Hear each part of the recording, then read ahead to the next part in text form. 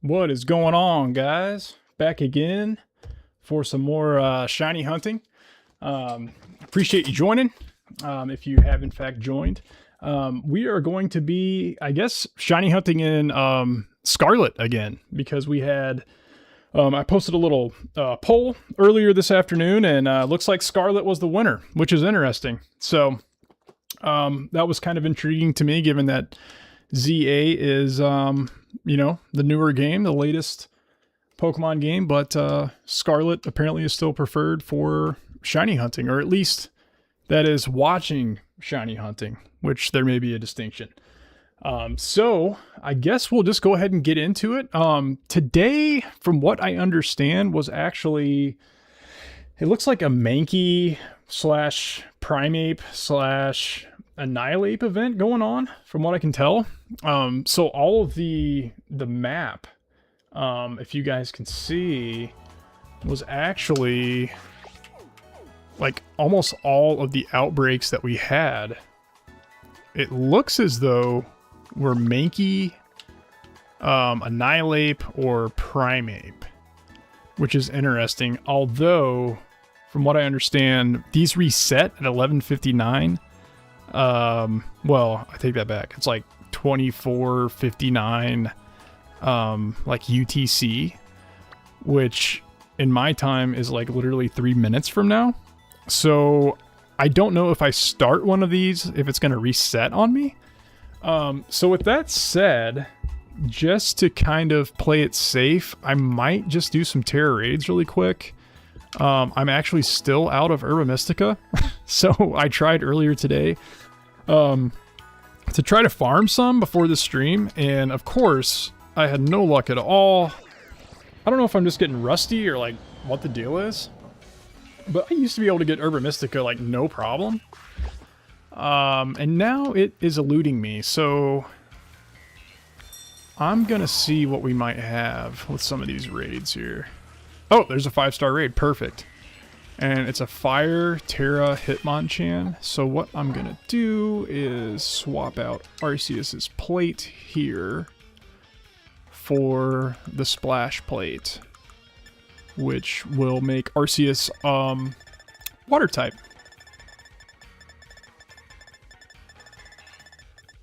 Where is the Splash Plate at? Do I already have it on it? I thought I had it the Flying type, which is the Sky Plate. There's the Splash Plate. Oh. I need to give it to Arceus, please.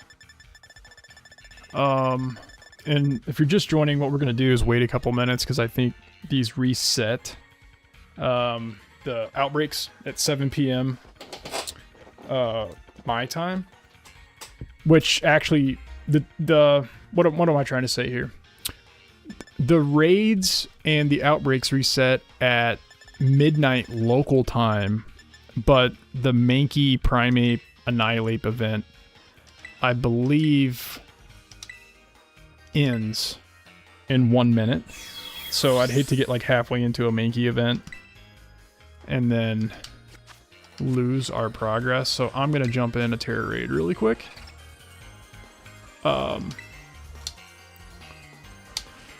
Just to see if we can grab some Herba, because I'm still out. I mean, not that shiny hunting's like all that difficult without Herba Mystica, but it really does help, so I figured what we could do is kind of like last time, just do some what do you call it, encounter power 2 sandwiches, because at the very least that's going to increase our spawn rate for whichever Pokemon it is that we are going to be shiny hunting today. I'm going to see like if things change. It just hit 7 p.m. local time, so I'll probably save the game and then check the news thingy and see if that updates our spawns.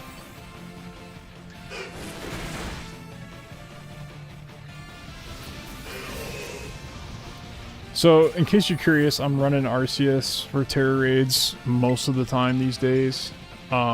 Just for the fact that you can make it any type, give it the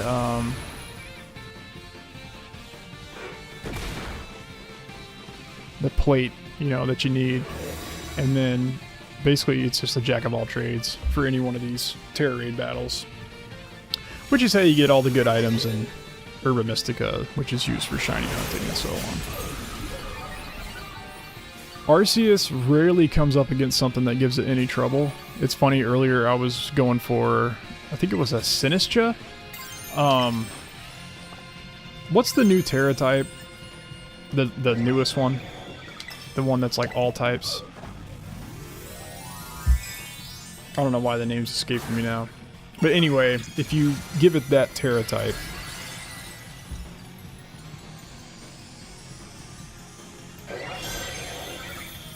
it's pretty good. Because then any type of move that you use is going to be boosted. But Judgment is going to take the type of whatever plate you're running anyway. So we're running water right now because this Hitmonchan is a fire Terra type. And this is a 5-star raid. I mean, it's making pretty quick work of it. But anyway, I was trying, I think, a Sinistcha earlier, and that thing is brutal. Like a 6-star Sinistcha Terra Raid. And it was frustrating to the point that I looked it up and I saw somebody had posted on Reddit and they were like, this is impossible. They had the same issue. Like a 6-star Sinistcha Raid was just ridiculously difficult, and I gave up on it, I'm going to be honest with you. It was brutal. Because, you know, it's using grass-type moves like Energy Ball and that sort of thing, but it had a ground Terra, and so I was like, okay, I can't use, you know, like, I don't know, like a water type, you know, because then it's going to hit me with the grass types. So like my go-to like huge power Azumarill and that sort of thing was a no-go.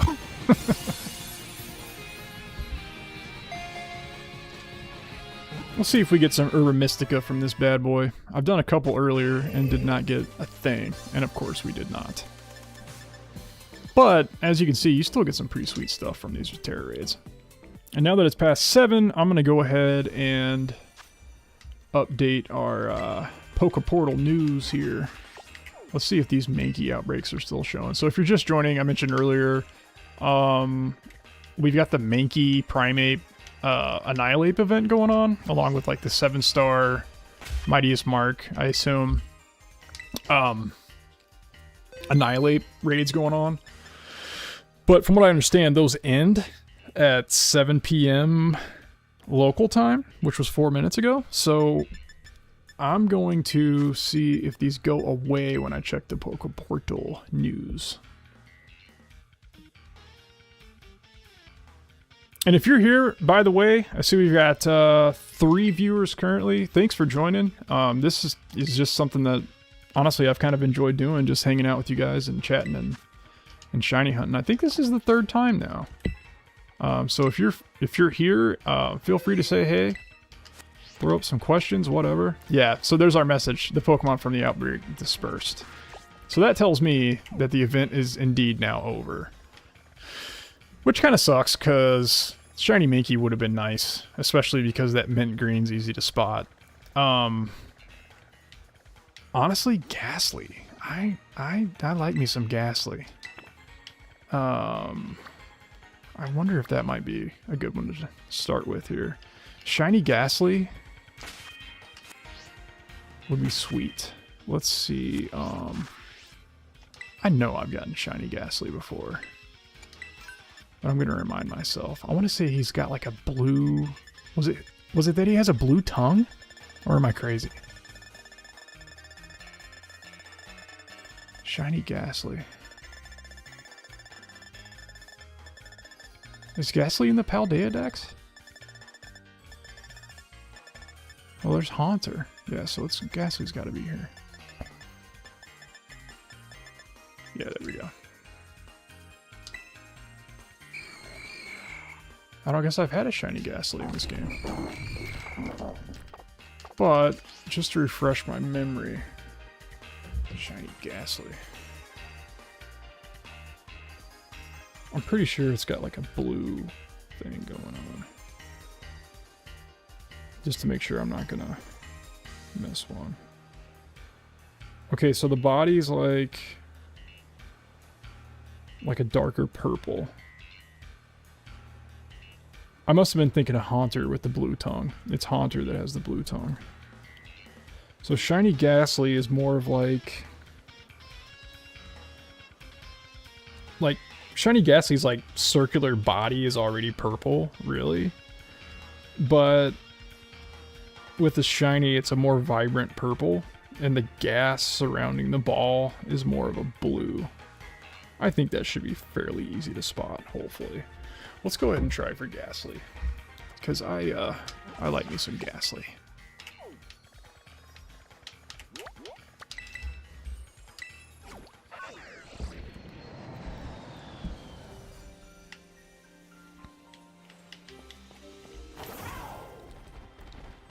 Alright. And it's in the daytime, though. Is that going to affect... I think it does, actually. I'm pretty sure if it's daytime, I don't think you can get the ghost-type spawns. Right? Or am I dreaming that? We might have to try something else here. Ghastly would be awesome, though. Is Bonsly there? Bonsly's okay.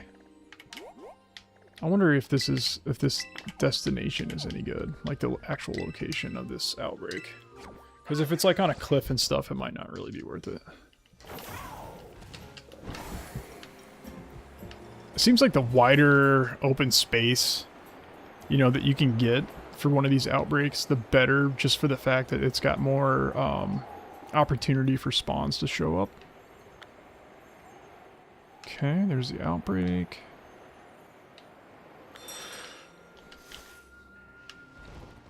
There's a couple of spawns here, not a ton by any means. I don't know if an encounter power 2 might help us with that. Yeah, that's pretty sparse. Well, there's a few more up here. What's shiny Bonsly? Isn't he like a reddish color? Let's see.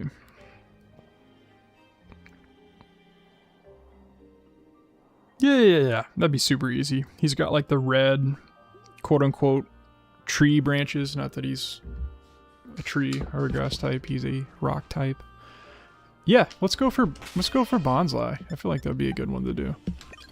I'm gonna actually count these this time and try not to lose count. So pardon my counting. 2, 3. We got to get to 60.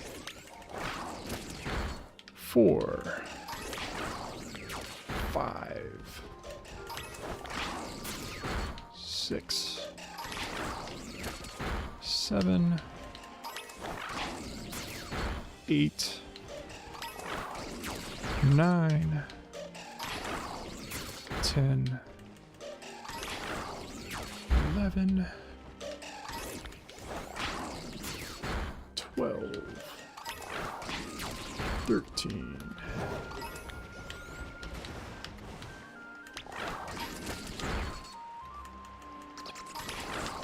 14, 15, 16, 17. This is like revenge for last time, man, because those Bonsly were running up on me like crazy. 18, 19, 20. That was what were we hunting for that time? Last time. Oh, it was Hatena. Yeah. And Bonsly was just like aggressive. So this is revenge, man, for all the interruptions. 21. 22. 23. 24.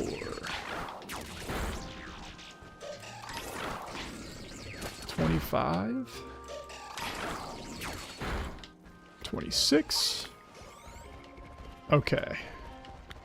We'll call that 25 because we just got our message. Basically, you want to knock out 60 of these in the outbreak for the shiny odds to be boosted. Hence why I am counting the number of poor baby bonsai trees that I'm knocking out. Once you hit 60 cleared from an outbreak, your shiny odds increase quite a bit. So, 26, 27, 28, 29, 30, halfway there, 31, 32, and of course I'm using a type that's weak to rock. Vikavolt, 33, but it doesn't matter. They're low enough level. What was that, 33? I think it was. 34, 35, 36, 37, 38, and I think what I'll do is drop an encounter power sandwich, rock power 2, 39, just to kind of optimize these spawns. 40,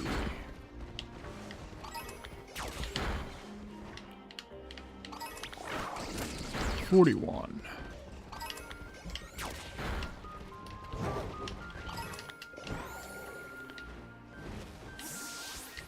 kind of refresh these real quick. I think I got a shiny Bonsly. Did I want to say I hatched one in Go. What was that, 44? Golly, I lose count so easy. 45, I think. 46. 47. I don't think I've gotten one in Scarlet and Violet though, so that'll be a good one to get. 48, 49, 50, 10 more to go, and then our odds are boosted.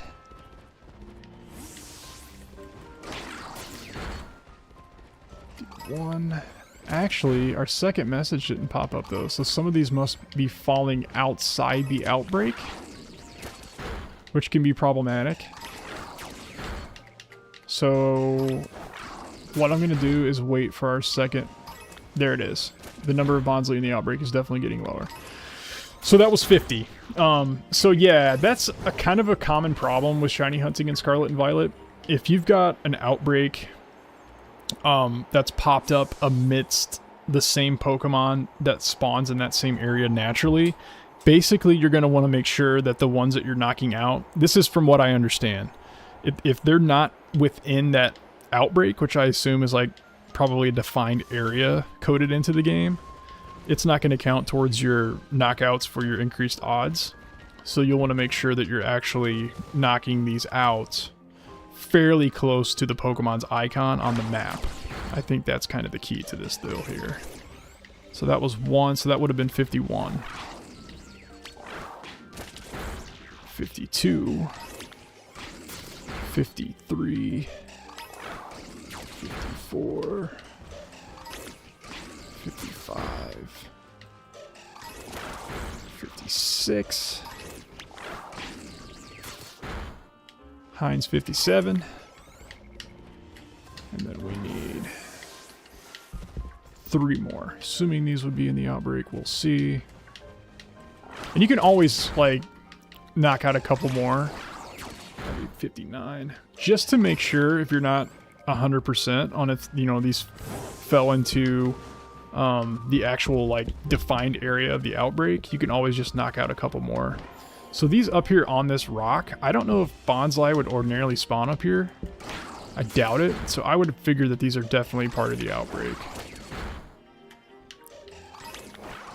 So I'm going to knock out a few more of these just to make sure that we've hit that 60 marker, because that's what's going to give us that boosted shiny rate.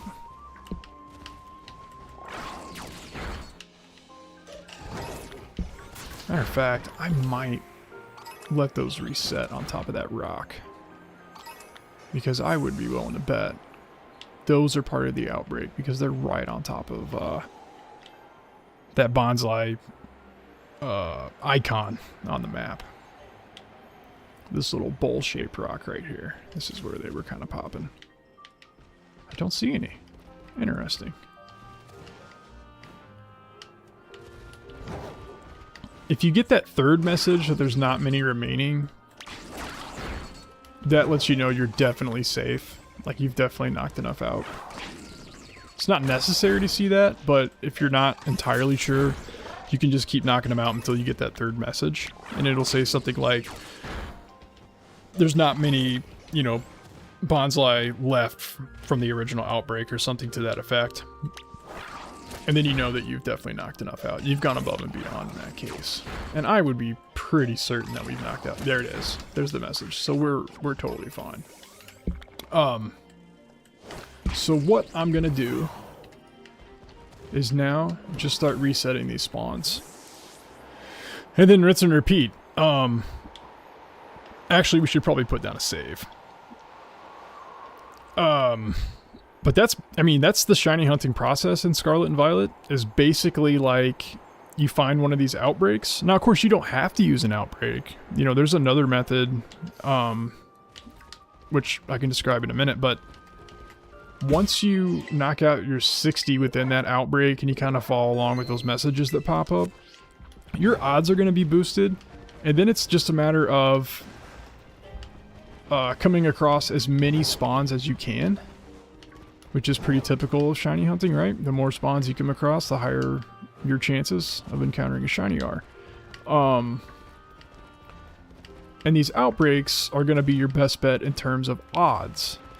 However, there's another there's another method that I believe Austin John Plays himself actually discovered, or maybe invented, and that's what I think he calls isolated encounters. And that's another way that you can do this in Scarlet and Violet. Really, it comes down to knowing what Pokemon spawn in which particular area of the map, whether it's Paldea, Kitakami, you know, Blueberry Academy, whatever. And then you use encounter power sandwiches to manipulate those spawns. So if you've only got, let's say, you know, a couple of different... How do I describe this? Let's say you've got one normal type Pokemon, let's say Meowth, that spawns in one particular area, but all the other Pokemon that spawn in that area are of a different type. You can use that encounter power sandwich to basically just make it that it's nothing but Meowth in that particular area. And that can be ridiculously effective because it just kind of games the game in such a way that there's so many spawns that it's hard not to find a shiny. So I think there's actually like a website, it's like a, I don't know, like a calculator for that, where it'll actually, you know, tell you here's the places on the map where this Pokemon spawns, you know, and it'll tell you what the other spawns are there. Like if you just look up like Scarlet, Violet, you know, isolated encounter shiny hunting, it's probably one of the first results on Google. I've done it before. It is very, very effective. It takes a little more setup, I think, than just your standard kind of sandwiches and so on, but it's very effective if you know what you're doing. I think the only downside to it is that it only really applies to certain spawns, certain Pokemon. You're kind of limited in what, you know, actually spawns in a given area on the map. So, okay, we're gonna need a rock encounter sandwich. So I'm gonna look that up real quick, bear with me. We're looking for encounter power.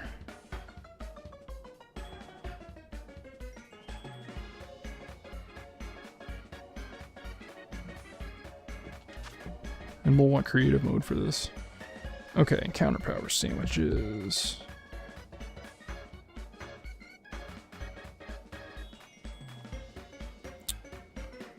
Okay, and we're gonna want rock type.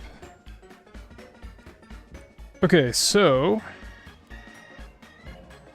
we are gonna make the Ultra BLT. I think we might have made this one last time, actually. So we got a tomato, we got lettuce. Where the lettuce at? Right up there. Mustard. Oh, mustard's a condiment. It's on the next one. Cheese, basil, bacon. Yeah, we did make this last time.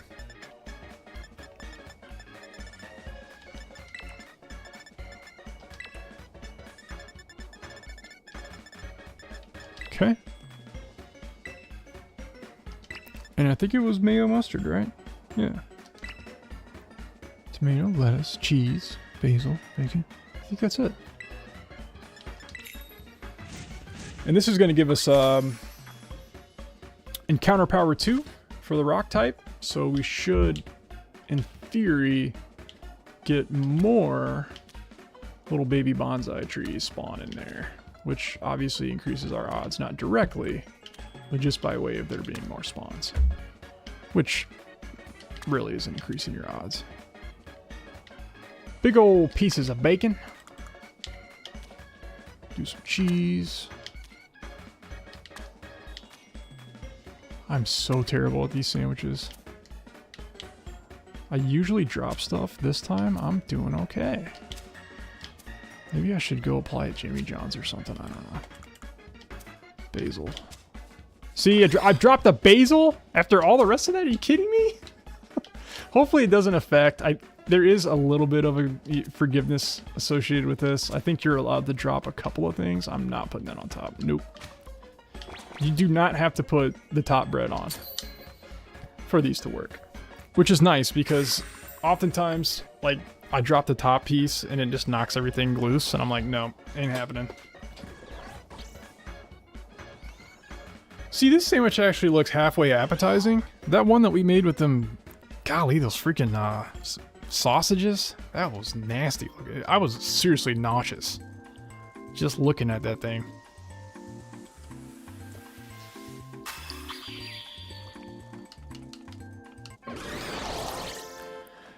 And with any luck, this is going to give us rock encounter power 2. Encounter power 1. Probably because I dropped 1 leaf of basil. Oh well. We'll see if that helps us out at all.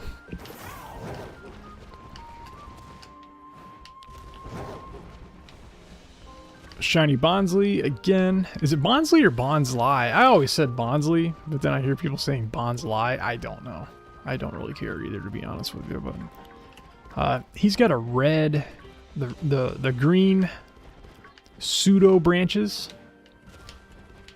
of his little bonsai tree are gonna be red rather than green. So it's a dead giveaway. Which I appreciate. After Hatena the other night, good grief. Hatena was brutal. I got 1 out of sheer luck. But like, as I said, that was awful. I think that's the longest I've ever gone in Scarlet and or Violet without getting a shiny. Like, while actively hunting for one. Like, it was bad.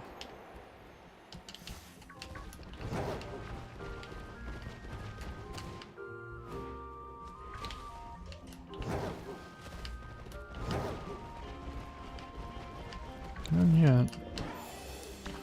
What about this little bolt rock? There's one up there.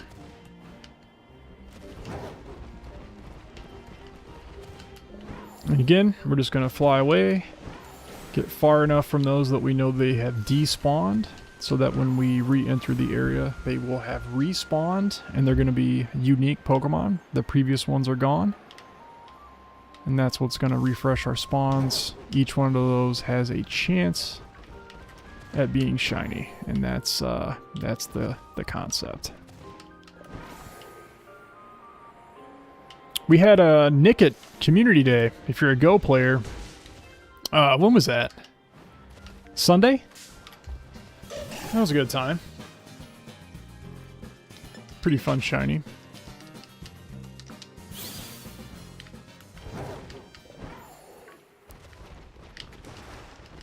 was talking to this guy that I play Go with occasionally, and he was telling me that apparently Thievel has like, I don't know what he was trying to say.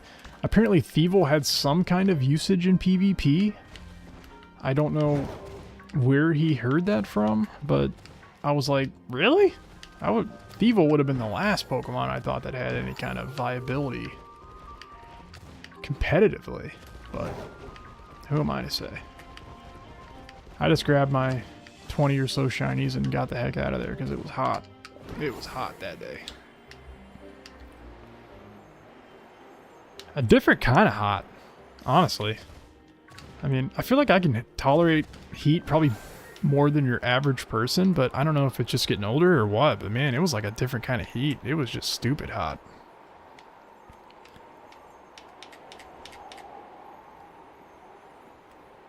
And I guess you can always, like, get in the car and drive around and play, but I wouldn't recommend that for a couple different reasons.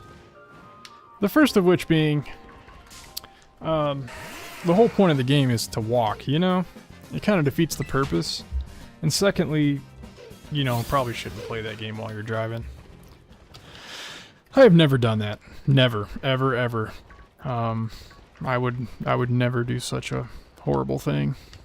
Nor would I encourage anyone else to do so. I mean, how are you supposed to operate a motor vehicle and spin Pokestops at the same time? Probably impossible, you know, in my estimation. But anyway. But community days, like, I'm sure I've talked about this before, or rambled about this before. Pokemon Go's community days is, bar none, the most effective shiny hunting method in the series, ever. It is ridiculously overpowered. I don't know what the exact rate is as far as the encounters go. I mean, it seems like 1 in 20 or 30 or something like that. It is, like, absurdly good. I mean, to the point, like, if you half pay attention, you're going to walk away from a Go community day with at least 5, 6, 7, 8 shinies. No problem at all. And then, of course, you can transfer those to home and transfer them to other games from there. So it's pretty nice. Nothing yet. That rock in Counter Power 1 didn't really seem to do much for us. But it's not like there's anything else spawning right here anyway.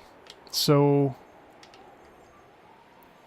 I don't know that a level 2 would have done us much additional benefit. I mean, we've got a Geodude here and there.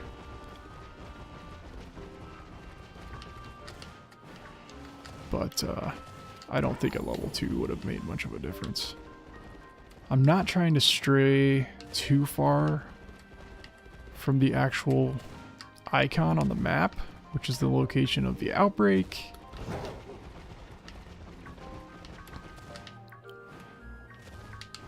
No.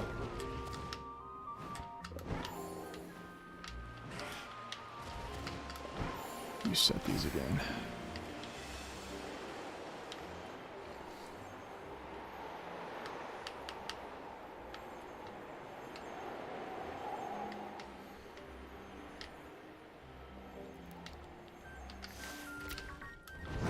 This should be an easy one to spot. I'm looking for the red tree puffs. Tree puffs! Part of a complete breakfast. That sounds terrible. Wood pulp for breakfast.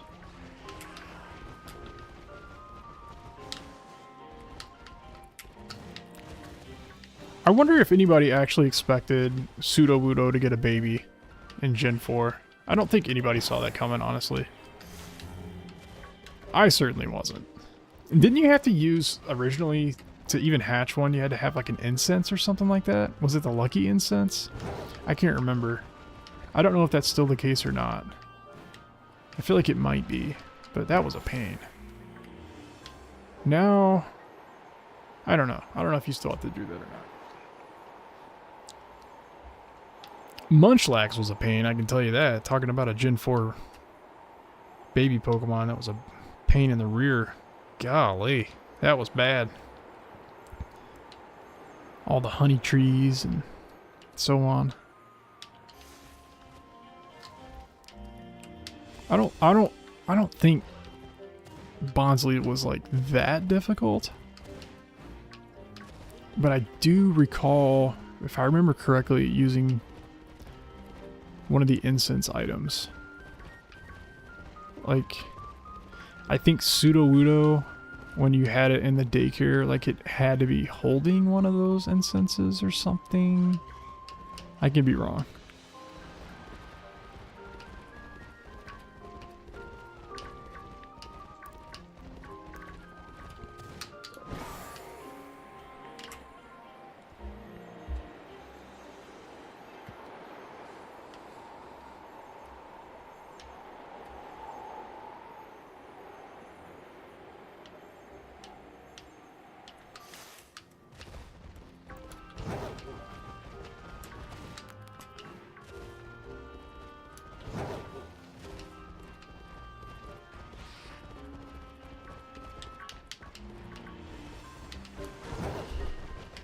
No dice yet.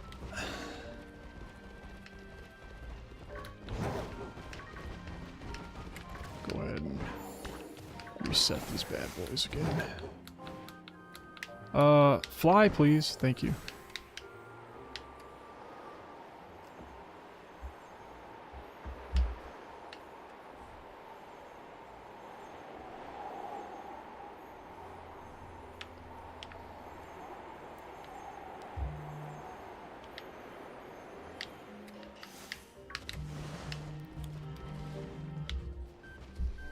Sorry, phone going crazy over there.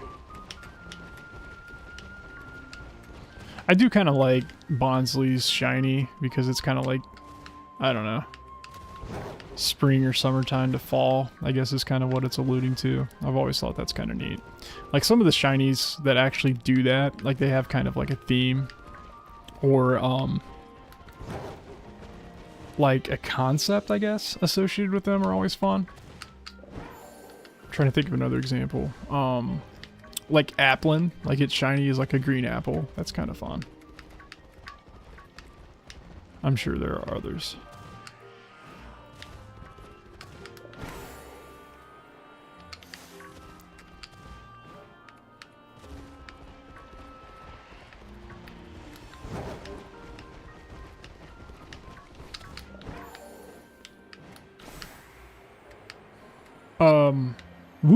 Wooloo has a very cool shiny.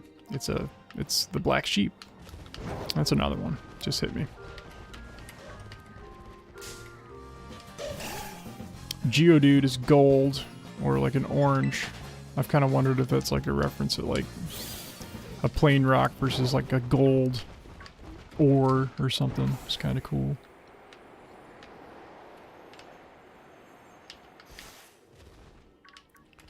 Mareep has a cool shiny. I've often wondered if it's like alluding to like cotton candy or something because it's pink. It's kind of a cool one too.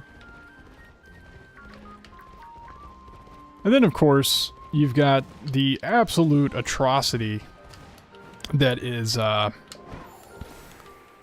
Nidoqueen. I don't know how you guys feel about shiny Nidoqueen, but if you know, you know. Basically, all the way back in Gen 1, we had a line, well, two separate lines of Pokemon called Nidoran, one male, one female. The male, in a astonishing case of gender role reversal, was pink, whereas the female Nidoran was blue. And, of course, Nidoran female evolves into Nidorina, Nidoran male, Nidorino, and then Nidorino into Nidoking, which is a darker pink or a purple, or like a magenta. And then Nidorina evolving into Nidoqueen, which is like a darker blue. And then with the shiny, you've got the blues for the male Nidoran line, and you've got the pink for the female Nidoran line. So it reverses it back to the colors, you know, I guess traditionally associated with you know, blue for boys, pink for girls, whatever, which is completely arbitrary, I guess, at the end of the day anyway. Except for Nidoqueen. Nidoqueen is like a snot green, and it should be a federal crime, in my opinion. But there's nothing we can do about it. We're stuck with a snot green queen. Oh well. What's some other green shinies? Caesar, obviously. Dragonite. There are others. Not that I dislike green, but in that particular case, they're trolling us with that one, in all honesty. It was kind of the Dunsparce version 1. The Dunsparce 1.0.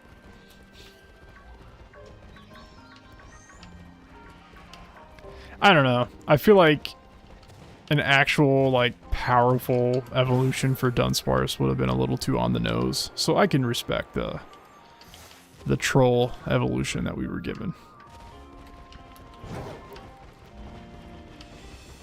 Although, like, a really cool, like, serpentine dragon type evolution would have been pretty sweet. Like a normal dragon type, kind of like Drampa. That would be cool. I don't know. I've always thought of, like, Dunsparce as more of like a bug. Maybe. He looks like a pillow bug is the best way I would describe it.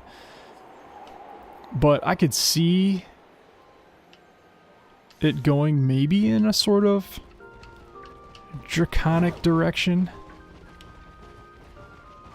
Like a Chinese dragon sort of thing, but I guess we already have Gyarados. Has that market cornered.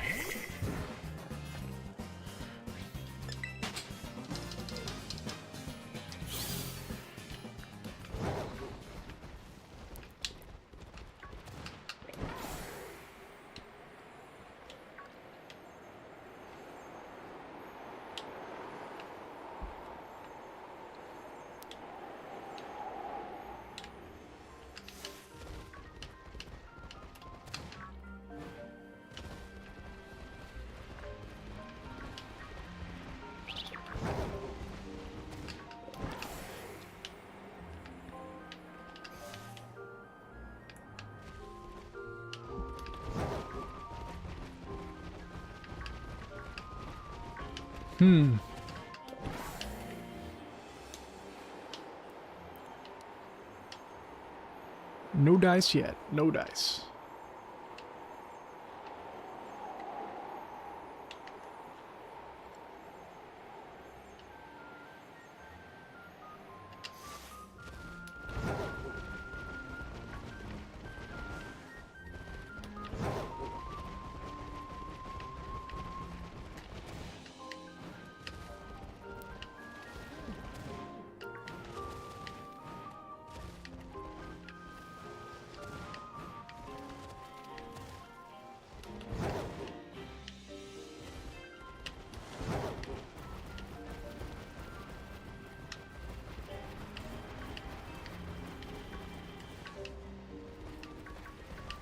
Starting to rain. I'm sure the Bonsly don't like that.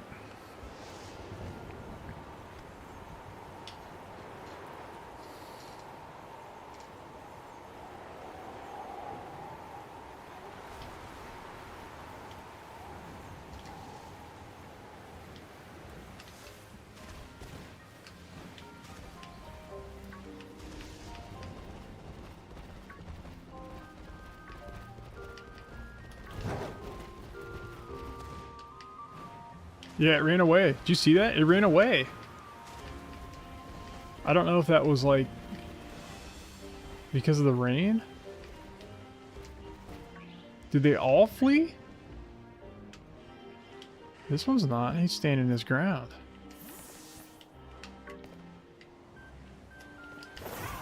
Huh. Yeah, it just did like the running away animation, and then it faded, kind of like Chansey does. It's kind of weird.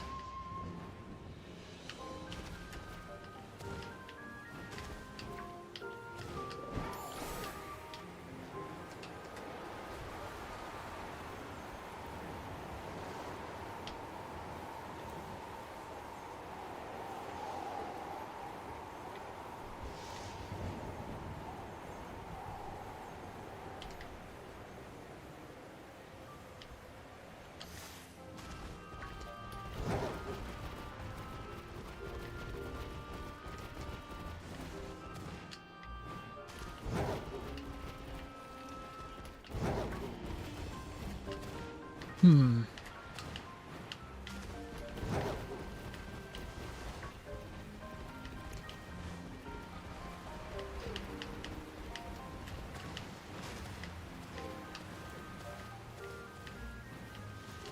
Try to keep checking this bowl-shaped rock.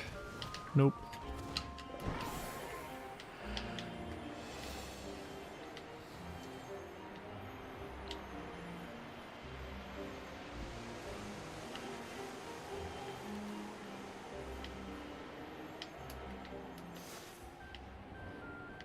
I need to remember that left stick can orient Koraidon faster when you're flying.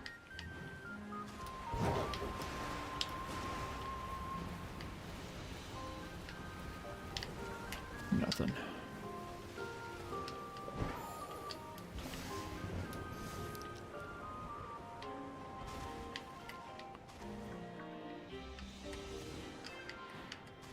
Yeah, because otherwise his turn radius is like a Buick.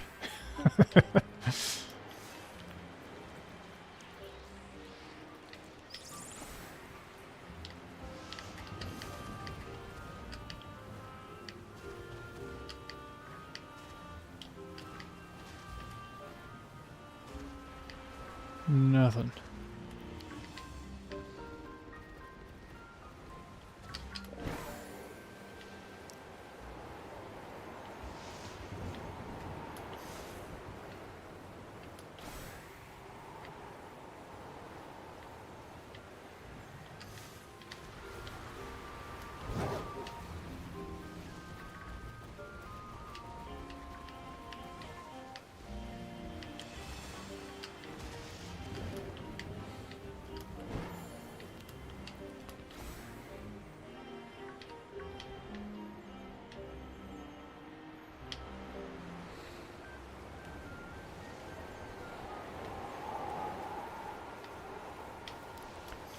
As far as how far you go to reset the spawns, I think when, you know, the icon on the mini-map is out of the mini-map is a pretty good rule of thumb, I would say. You probably don't even have to go that far.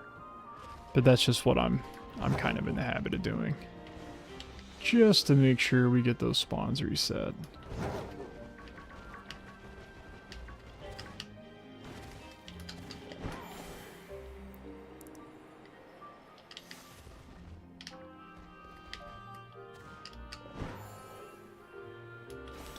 This one's kind of tricky because they're kind of podding up in those rocks. So I'm having to kind of look amongst the rocks.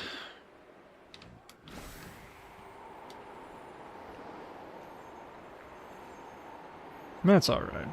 I grew up climbing rocks.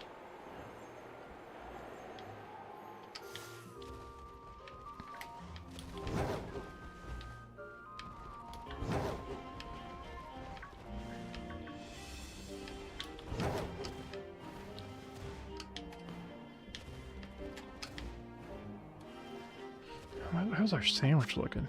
8 minutes to go. I guess I could try another sandwich and see if that helps at all. Try to get that encounter power 2 this time.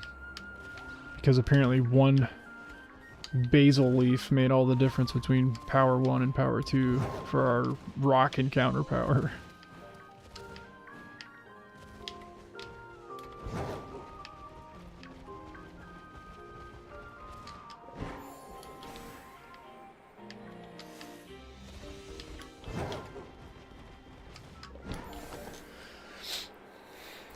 Don't they put basil on what kind of pizza? What kind of pizza is that? That's got like the basil on it and like the globs of mozzarella. What do they call that?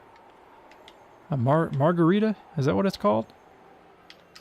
Not like margarita, like the drink, but the pizza. I think that's what that's called. I think it's pronounced the same way. I don't know. It's good pizza though.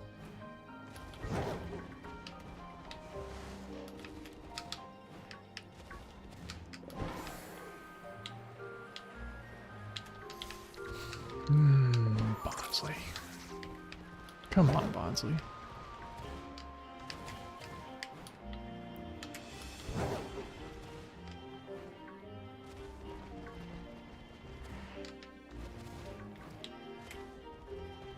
You know, it occurs to me how similar shiny hunting Pokemon is to fishing.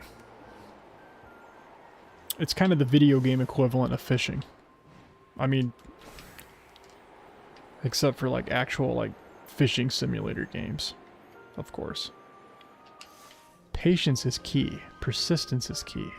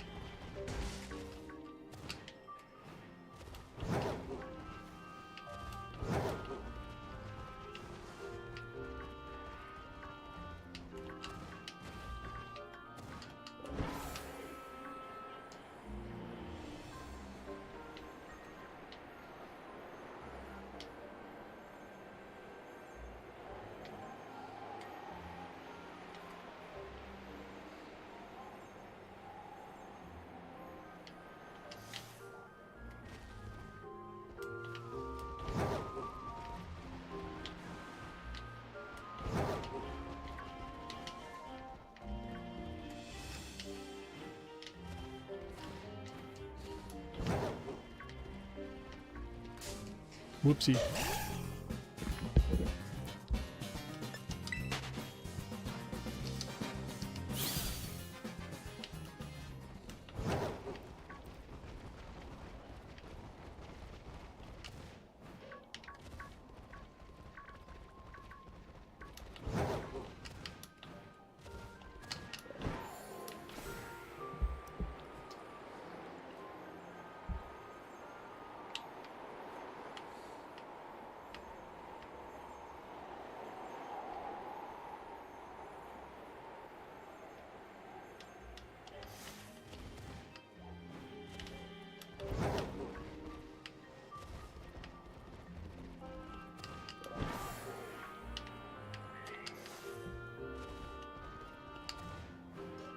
Little tandem mouse just hanging out there. I think I mentioned this in the last one, but I have yet to get a family of 3 tandem mouse in Go. And same for the Dunsparce. Speaking of the Dunsparce, I think it's 1 in 100. It ain't happening. Because the difficulty there, you know, with Go, is you gotta have candy to evolve those guys. And that's quite the limit, you know. It's like 50 candy per. And I'm not going out of my way to grind candy for Tandemaus and Dunsparce, sorry. So I just catch them as I see them, get the candy, evolve one every once in a while, buy my lottery ticket, lose and throw it in the trash like everybody else, and I buy a Yoo-hoo on the way out the door. Just like things are intended to be, you know. It'll happen when it happens. That's the way I look at it.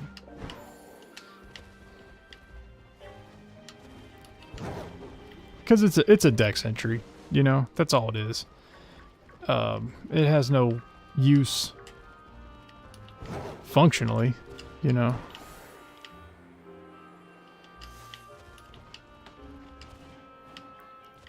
You know, speaking of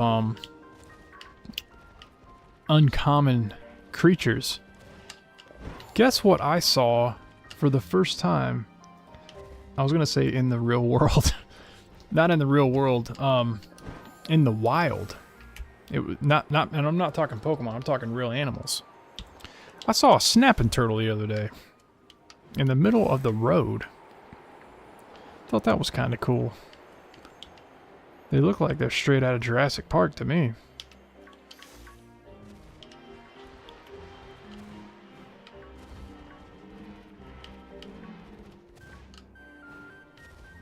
But I'm pretty sure those things could take a finger off. No problem. So, of course, kept my distance.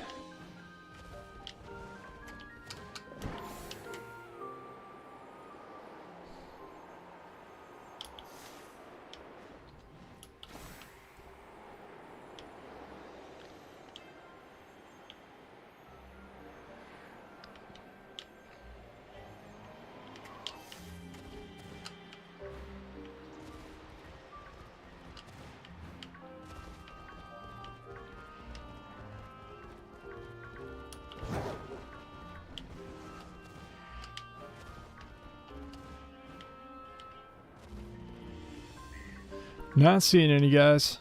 None.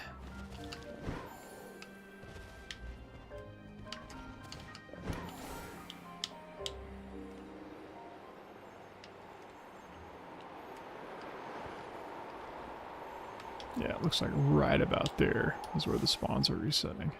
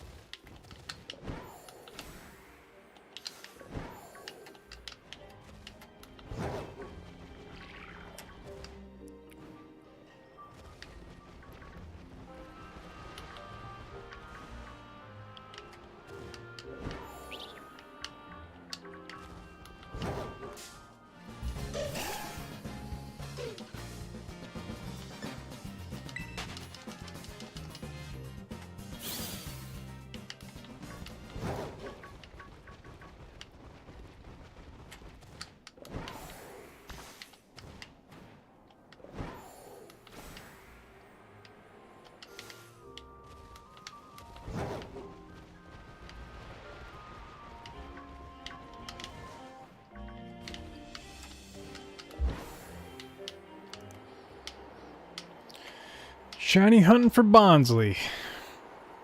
No dice yet.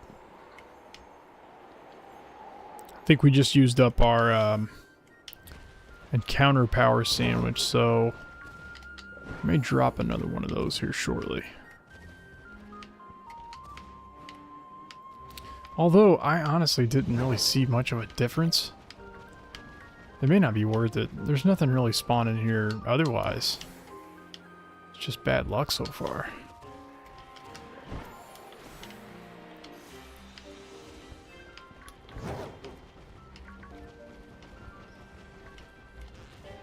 We're gonna get at least one of these guys, I can tell you that right now. I ain't leaving until I get at least one.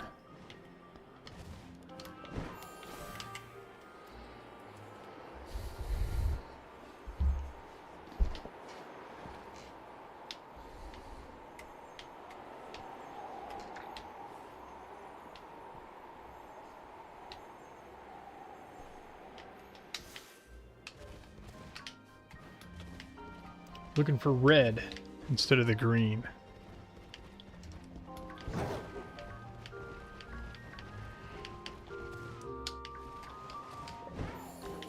So more of a fall themed bonsai tree, I suppose. Not that he's an actual tree. You know, now that I think about it, doesn't Bonsly look like the trees in Animal Crossing? Isn't that how the trees look in Animal Crossing? The three little puffs. Speaking of Animal Crossing, man, I got on an Animal Crossing New Horizons kick there for a while. That's all I was playing for about 3 months, and then I fell off the wagon again. Well, and in fairness, I guess Pokopia came out too, so. But, I love me some Animal Crossing, man. Love, love, love Animal Crossing.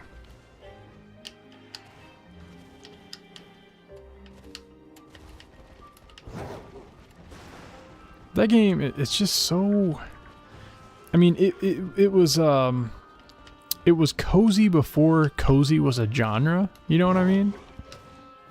And like, the original was fantastic. Well, the original in the US on the GameCube. Original was actually, what was that called? Animal Forest or something like that.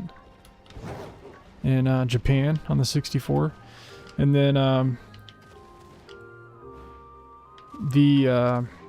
what was the first DS game? Wild World? I played the heck out of that game. Played the heck out of it.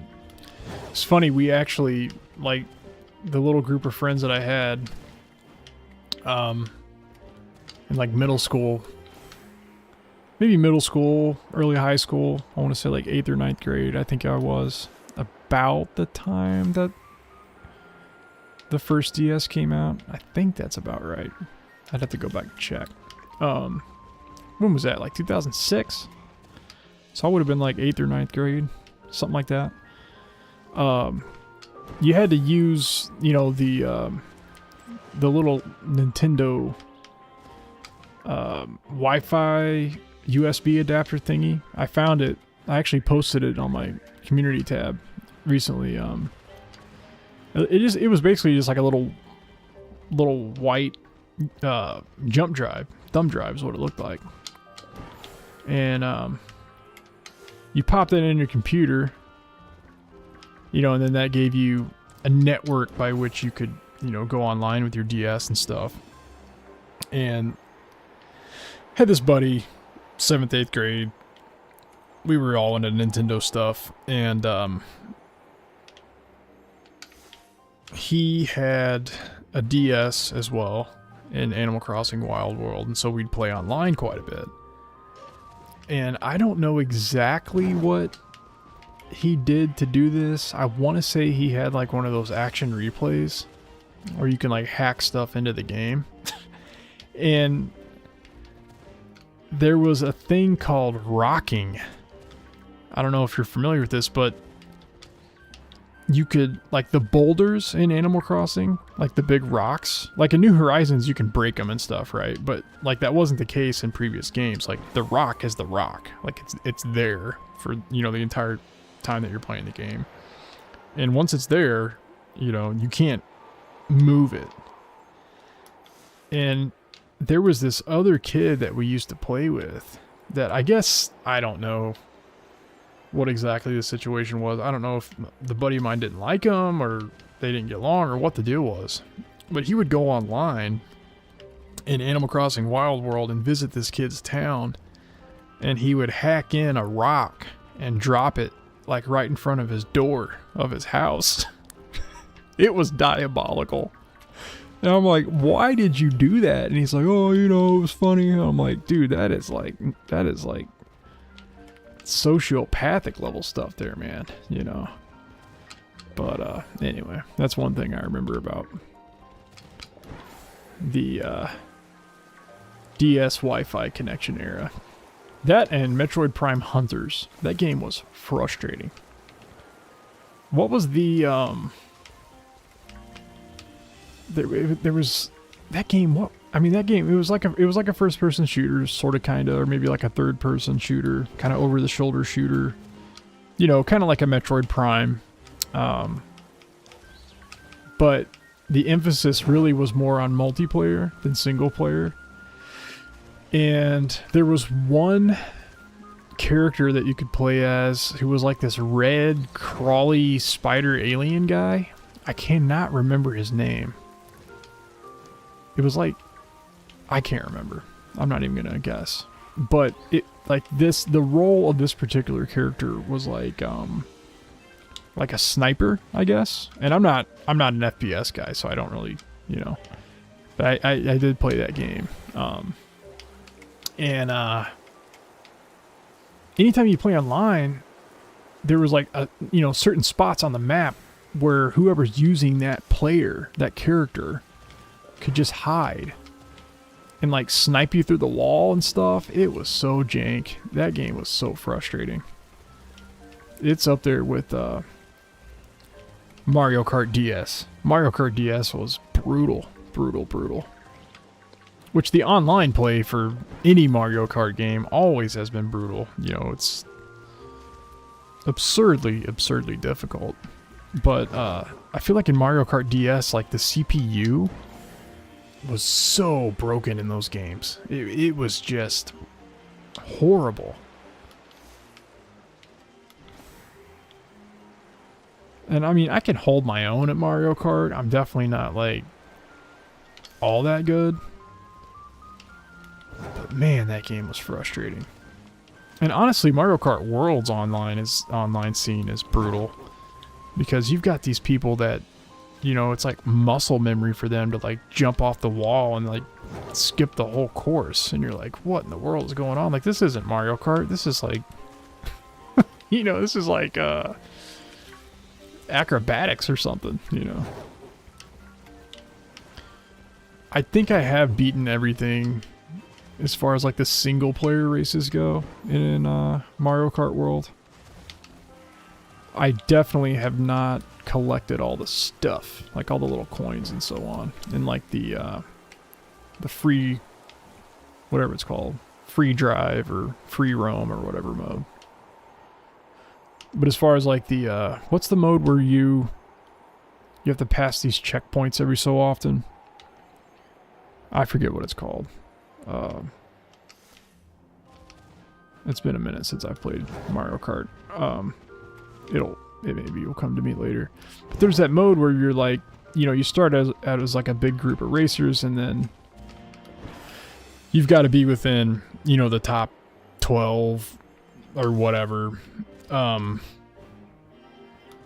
to advance past, you know, several checkpoints, and it gets, you know, increasingly narrower until ultimately it's the last one standing wins. And that gave me some trouble to beat all of those. But I did, finally. I think I was using, what was it, King Boo a lot.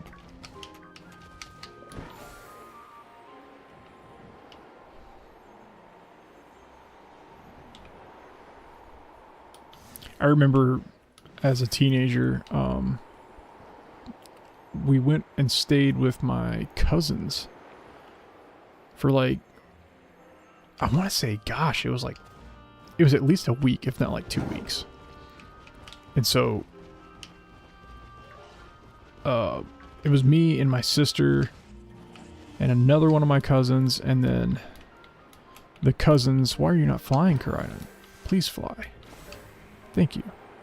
The cousins whose house it actually was. And they had like a pool and stuff, and so it was really cool, and it was like summertime. Like, alright, you know, and so we just loaded up on like Easy Mac and Little Debbie snack cakes for like 2 weeks, you know, which in hindsight probably wasn't the best decision. But other than that, we played Mario Kart Double Dash on the GameCube, like non-stop. And man, I got locked in on that game. And I forget exactly which course it was. I want to say it was like whatever the course is that's got like Peach's Castle. Maybe it was Peach Circuit or something to that. I don't remember. But I was running Baby Mario and Baby Luigi, I think, and their little cradle cart. And I got a record on time trials that they told me, I haven't seen them in a long time, but they told me it's been maybe 5-6 years ago. They said we have yet to beat that time on our GameCube on Double Dash. But it seriously, like, I spent several days just repeating that level over and over again, shaving off every last millisecond I could. But from what I understand, like, that competitive scene is extremely intense. Mario Kart players, that is. Mario Kart stresses me out. Like, it's fun, and like when the Switch 2 launched, I was hooked on Mario Kart World there for a long time, as I'm sure a lot of people were. And I still, every once in a while, kind of get an urge to go back and play it. I probably should. And, you know, it's fun, but at the same time, it just gets me sweating, man. It's like intense.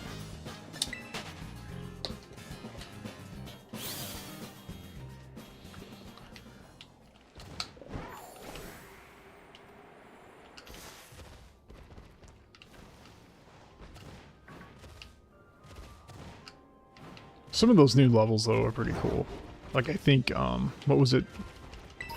The Donkey Kong one where it's got like the old school Donkey Kong theme going, like the arcade Donkey Kong. That was a lot of fun.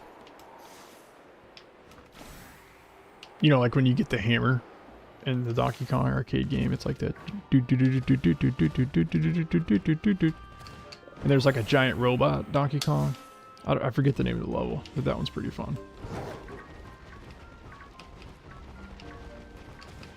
I tend to get sucked into the time trials in Mario Kart, and I'm like racing against the Ghost, you know, like the Nintendo Ghost for each of the courses, and I'll get so irritated and locked into that game. I'll just sit there for hours at a time trying to beat it until I finally give up. But I do like me some Mario Kart.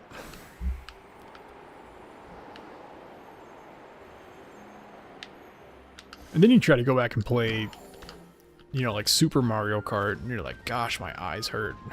Like, it's a 2D game, you know, giving the illusion of 3D, and it just hurts my retinas.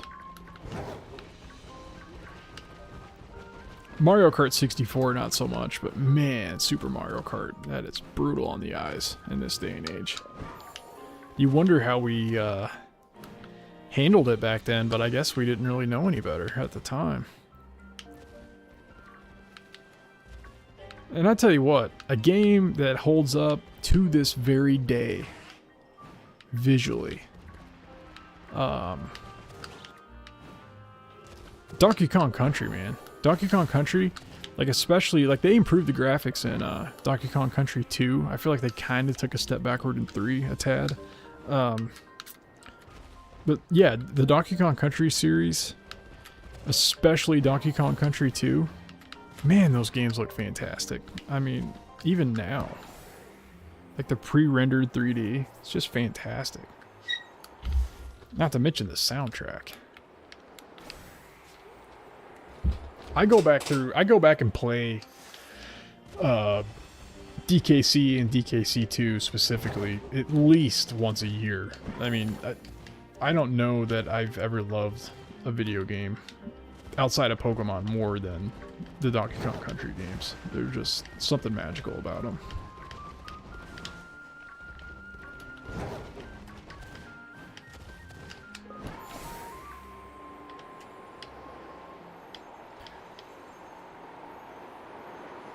And then the newer ones for, what was it, the Wii?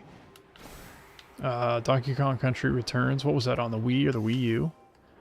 And then they put it on the 3DS, I think. And then they re-released it for the Switch. Those are good. And then there's Tropical Freeze, which I think they also remastered for the Switch. Those are fun. They're fun. They're actually very difficult, though. Me and my wife played through Tropical Freeze recently, and it's no joke, man. Some of those boss battles you can get hung up on.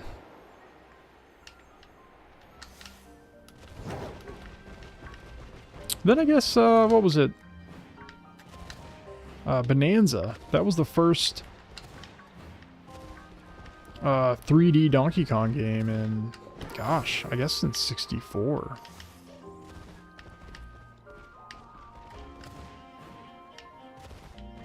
As in like a 3D platformer, you know. That's another one. Like I beat the game, but I didn't go much beyond that. I probably should play that some more too.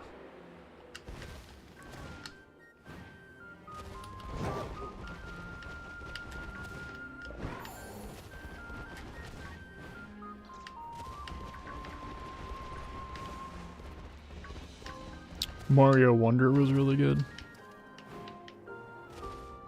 Me and my wife played the heck out of that game.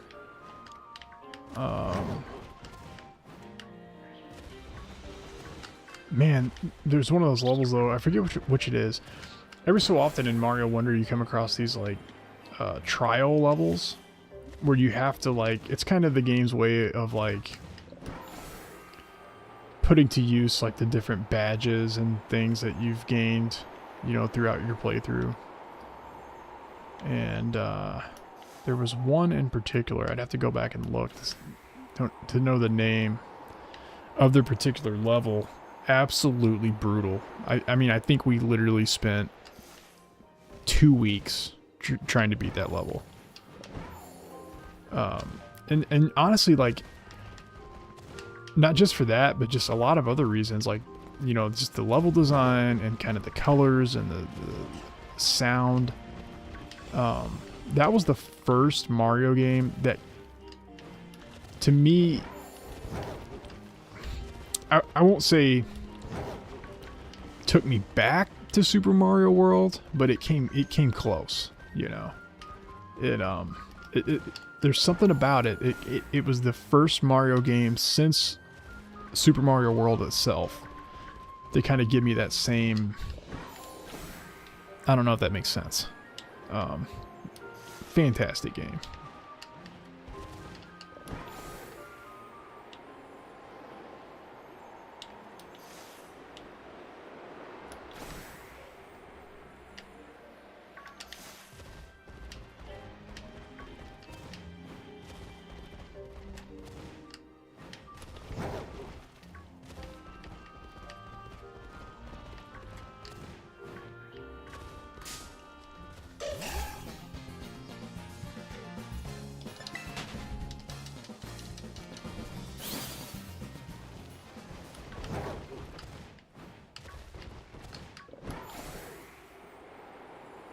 Man, I need to go back and play, what was it?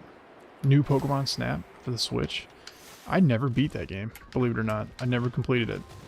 I got maybe halfway through it. I don't know what's wrong with me. I didn't really have a reason why I stopped playing it. But I just, stopped playing it after a while.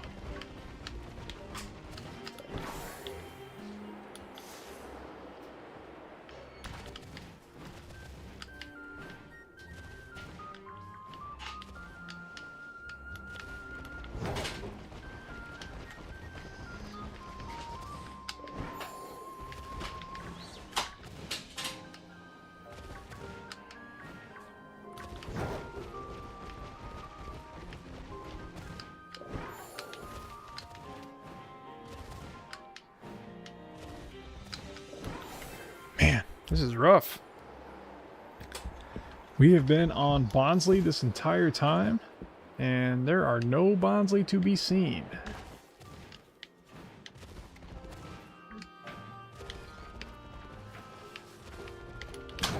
I'm tempted to call it quits on Bonsly, but, you know, you kind of get to the point where it's like, you put this much time into it, I'd much rather get a shiny than not, but man.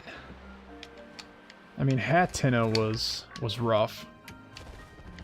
In the last stream, this is maybe not quite that bad, but it's heading that direction.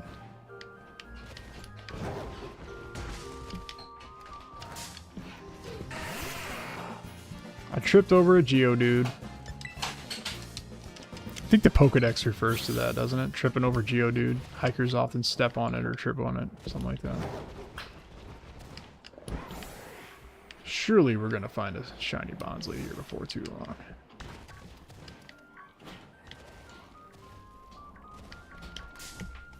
And it can't be that hard to miss, given that it's got the red tree puffs on its little Animal Crossing tree, as opposed to the green.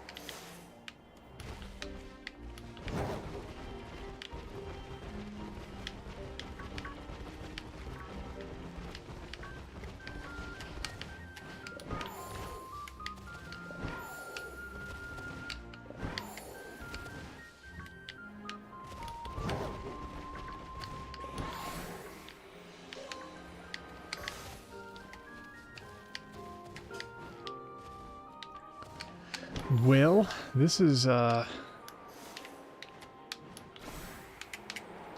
turned out to be a little difficult.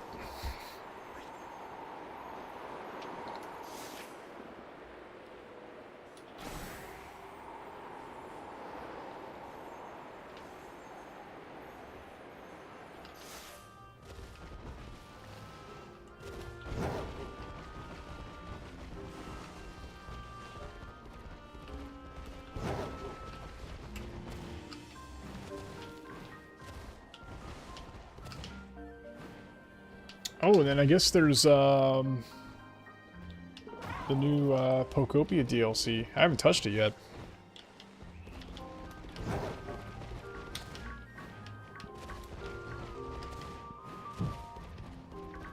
I think the last I played Pokopia was, what was that, the Jirachi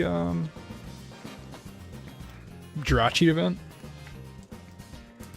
I think you can actually go back and play the events in that game, like time travel back to the previous events with no penalties apparently.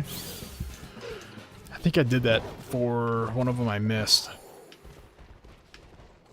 I think it was what was it, the Sableye one? I think it was the gym hunt or whatever. Probably need to go back and play some Pokopia too. So many games that I need to play that I just don't.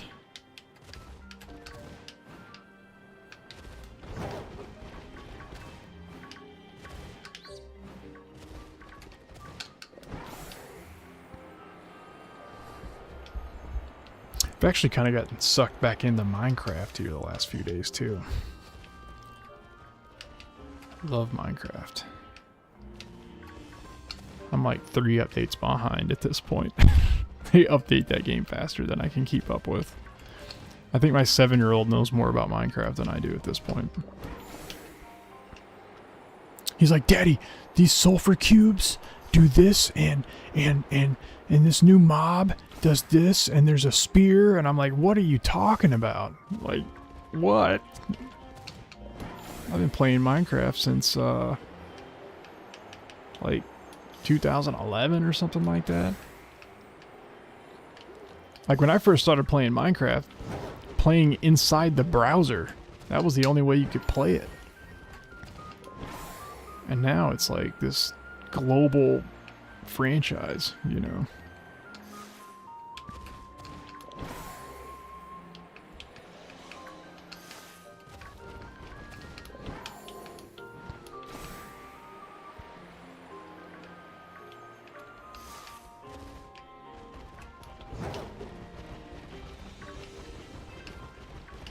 I was not a fan of the movie, I will be honest.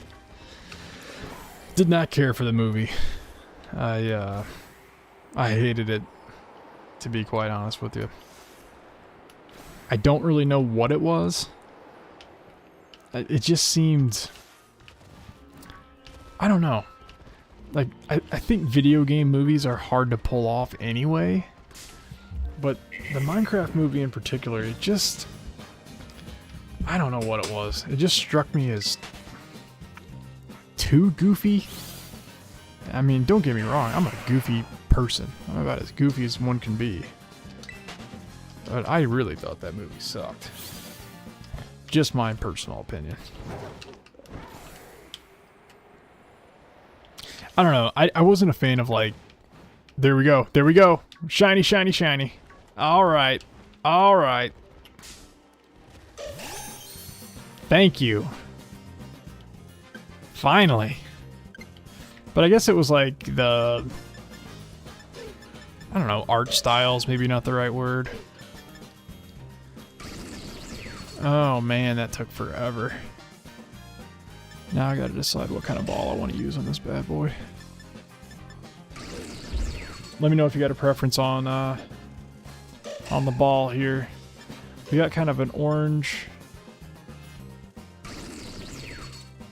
yellow, red motif going. It doesn't much matter to me. I don't think every shiny warrants a special ball. We'll just go for a quick ball here. Is that a critical capture? Yes, indeed. Nice. About time.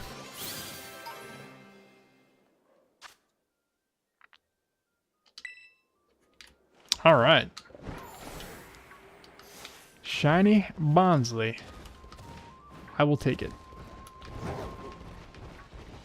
I think I'm done with this one. Because that was... Golly, that took forever. Let's see what else we got around here.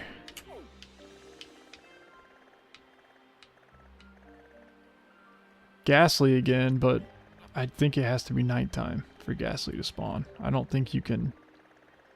I'll check one more time, but I don't think you can encounter Ghastly unless it's night.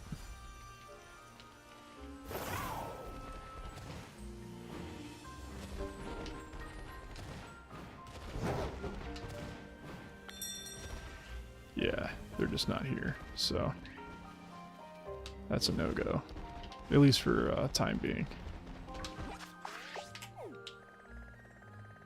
What else we got?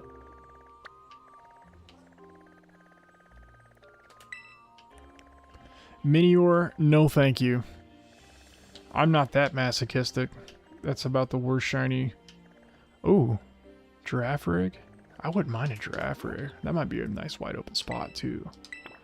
I don't think I have a shiny Girafarig now that I think about it.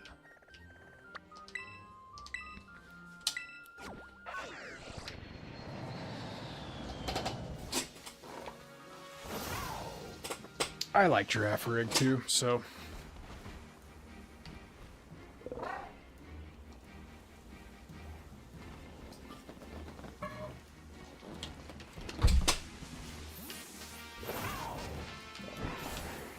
I'm a sucker for Gen 2 though. Anything Gen 2. Love me some Gen 2.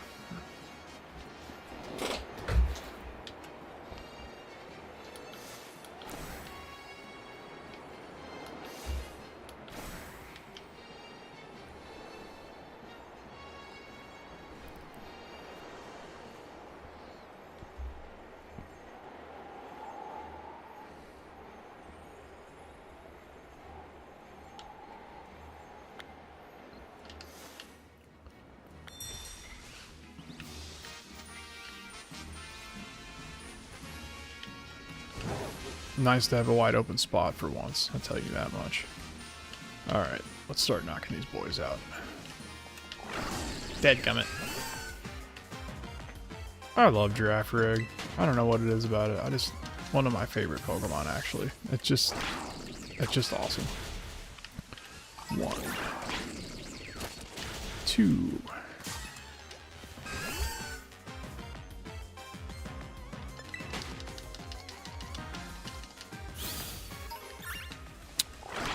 Three, 4. Dang! Get up off my grill, Girafarig.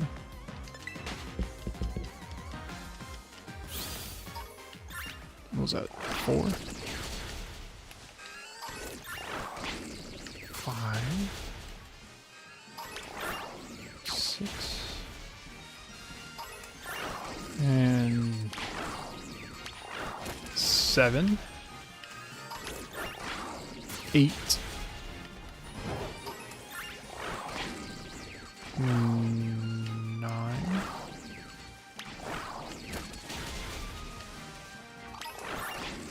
10, 11, 12, 13,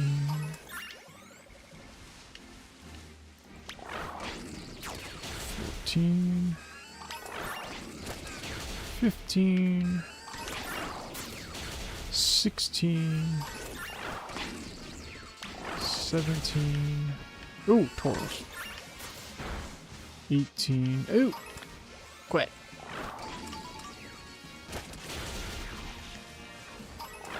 19, 20,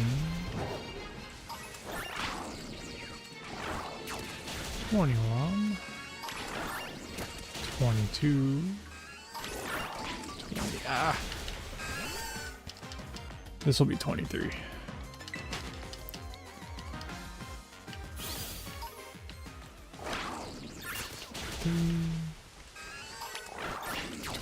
Four,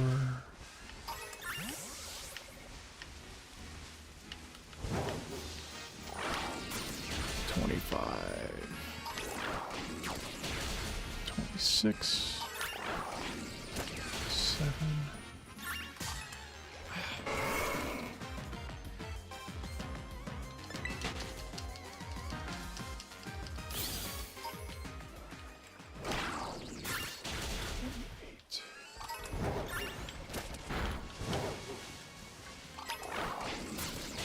$29, 30, halfway there, 31, 32, 33,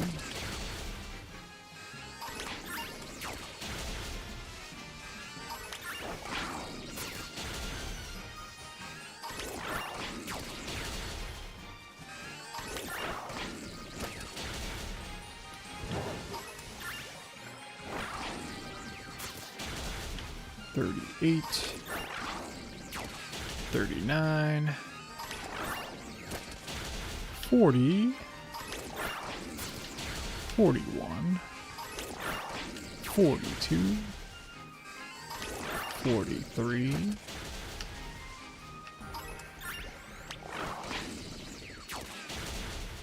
44, 45, 46, 47,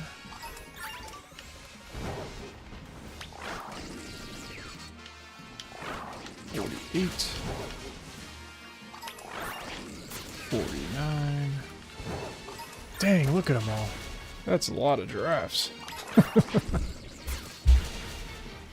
Was that 50? Yep, that was 50. 51. 52, 53, 54, 55,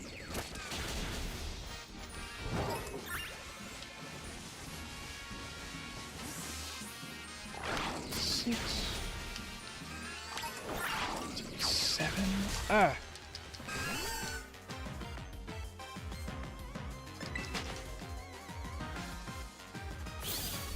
I don't even remember what shiny Girafarig looks like. 58. Have to look it up again. 59. This should be 60. Do a few more just to be safe.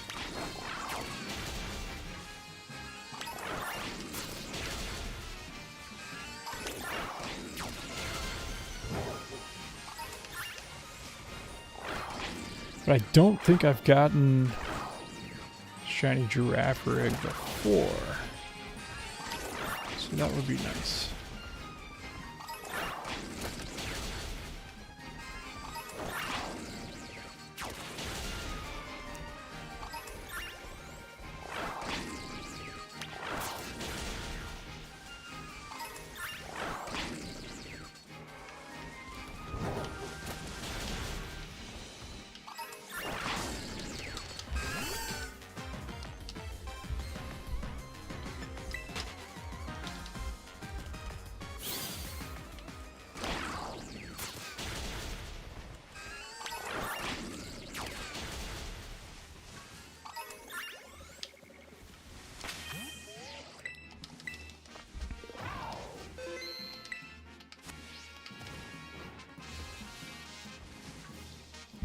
Alright.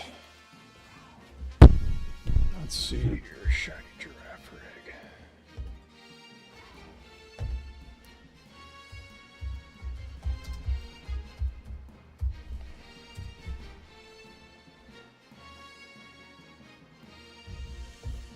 Ah, okay. So it's got the blue.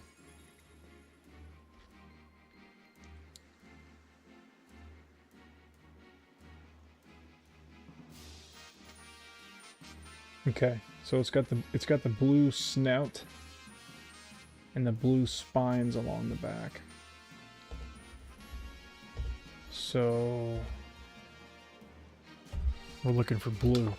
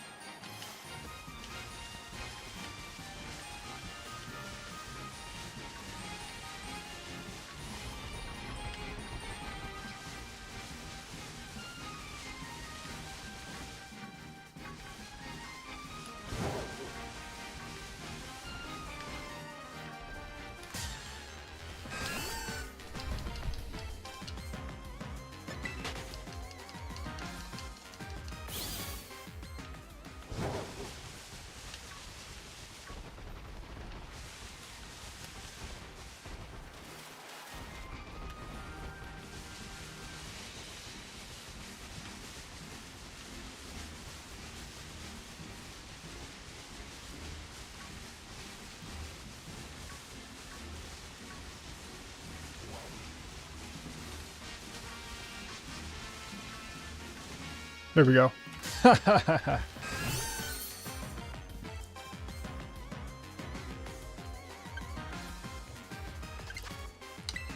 And a quick ball works nicely.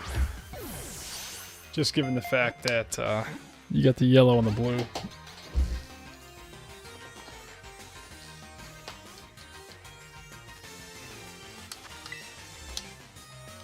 I guess 2 quick balls in a row, probably not a good idea.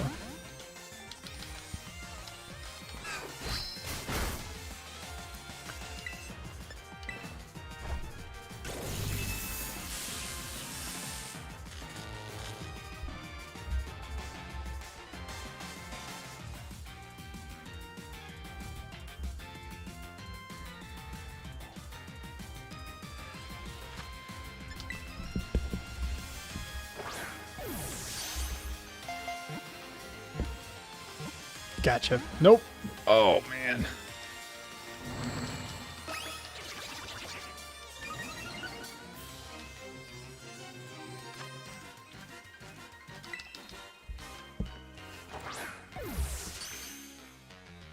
Critical capture?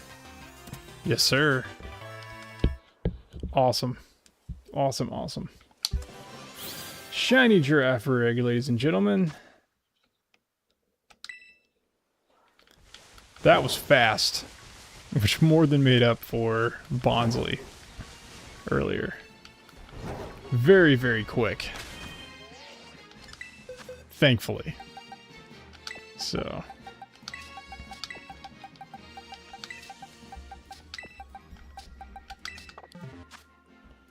our little shiny giraffe.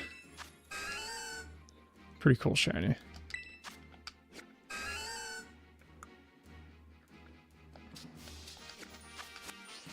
Awesome.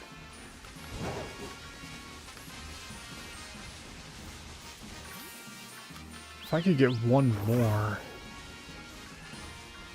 just so I had the evolution, that would be nice. And given the fact that there are so many of these things.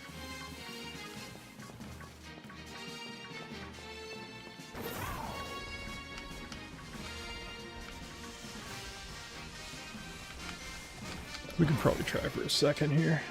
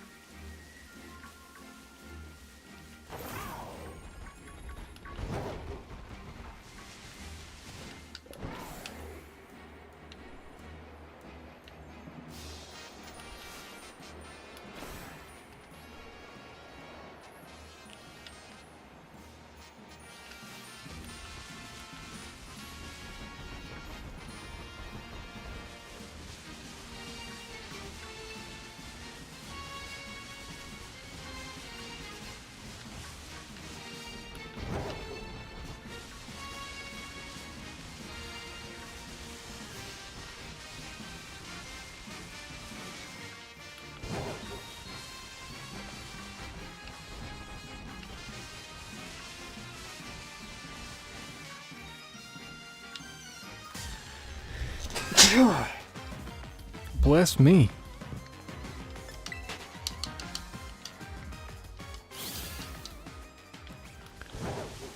A second one would be nice, but that might be asking too much.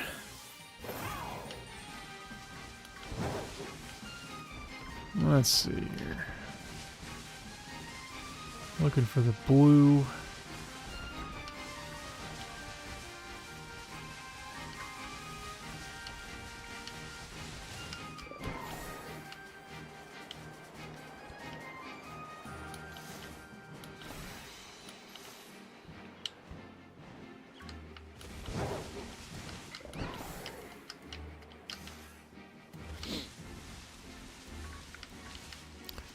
One shiny Girafarig thus far. Wouldn't mind one more.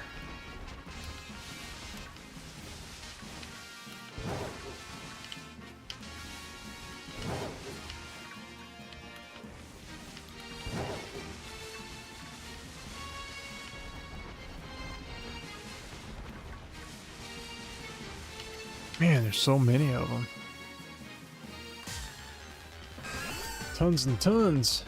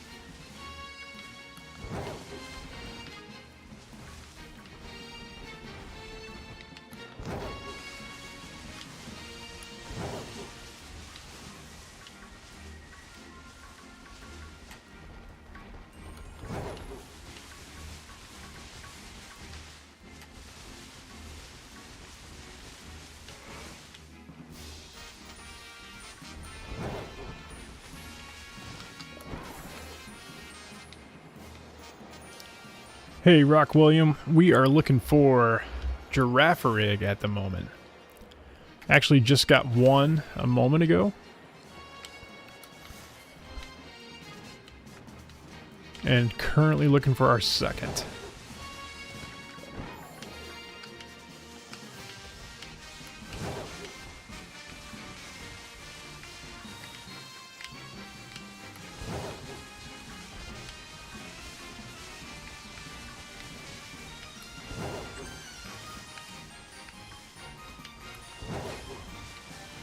Wouldn't mind to have two. You can evolve one. I don't think I've actually gotten Shiny Girafarig before. I could be wrong, but I think that might have been my first one.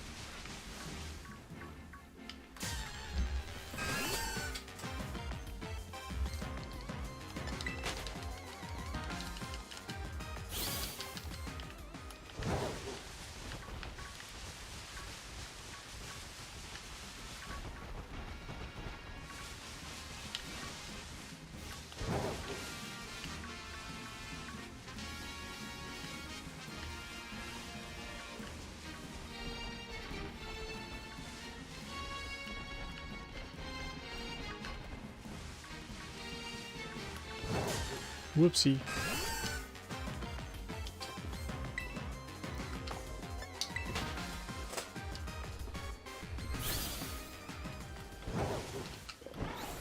Looking for one more Girafarig. If I can, that would be nice. I already got one. Second one would be nice. I think my game just froze. Did my game just freeze?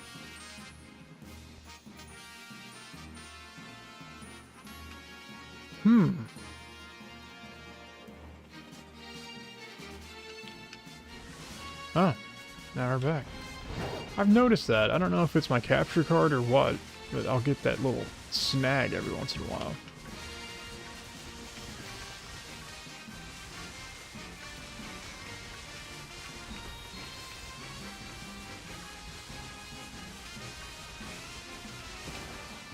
Man, there's so many of them. Gosh, there's so many of these things.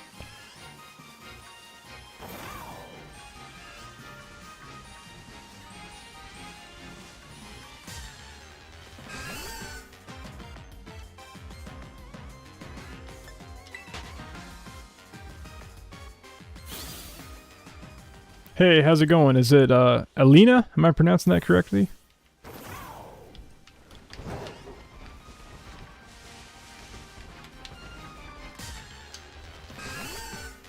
So many giraffes, I'm running into them. Currently looking for second Girafarig. Got one. And looking for a second.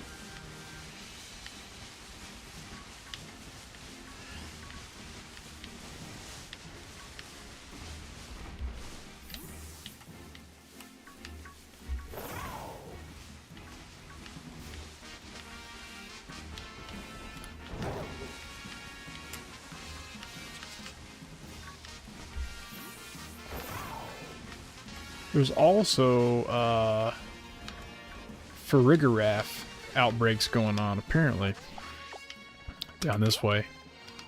But I figure, you know, with shiny hunting, it really makes more sense to just get the unevolved forms.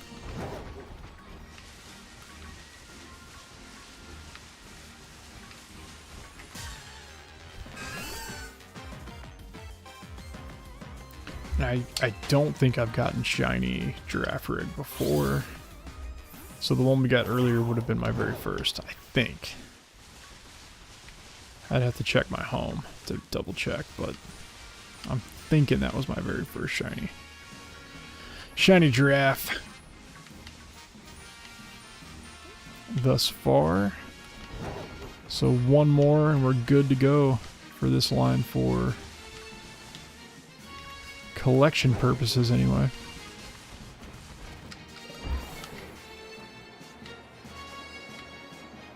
Hey, John, Peter, Angel. Appreciate that. So far, so good. Hope you're having a good one, too.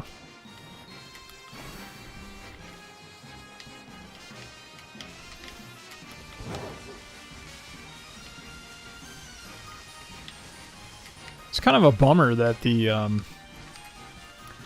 Mankey events ended earlier, 7 p.m. local time, because those would have been nice to shiny hunt, but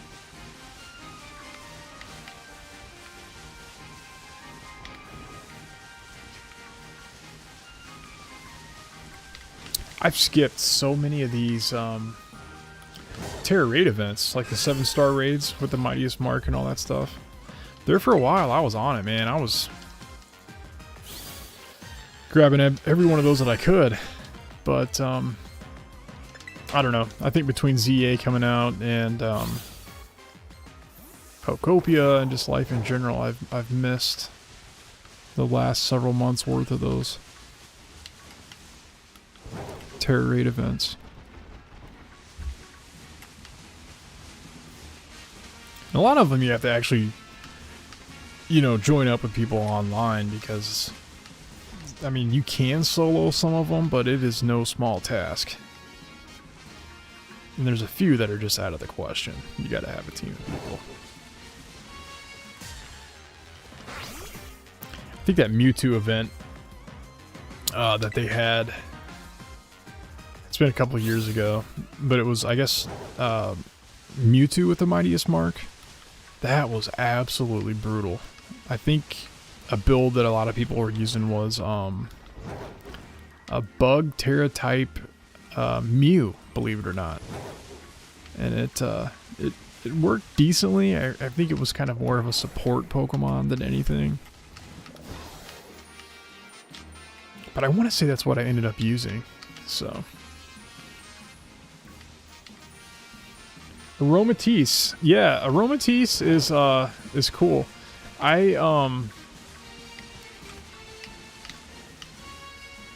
feel like Aromatisse is pretty not Aromatisse, but what's its first form? Its unevolved form.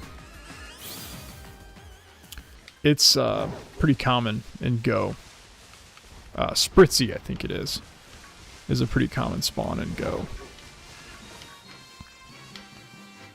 Favorite Pokemon?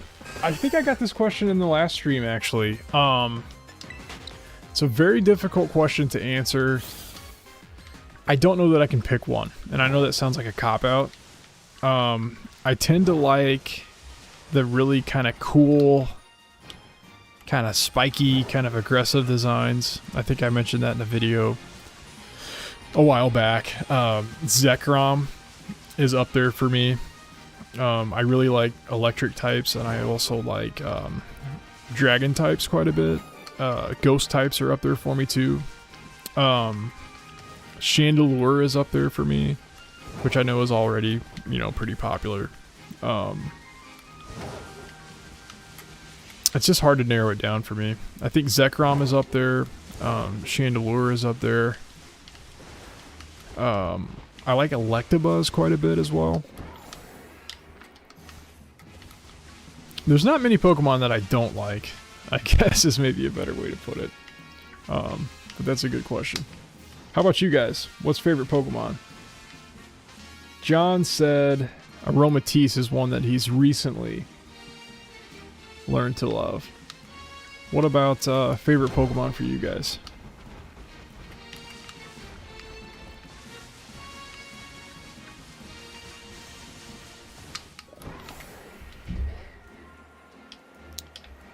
Raikou is another one for me. I think I left out Raikou. It's one of my favorites as well.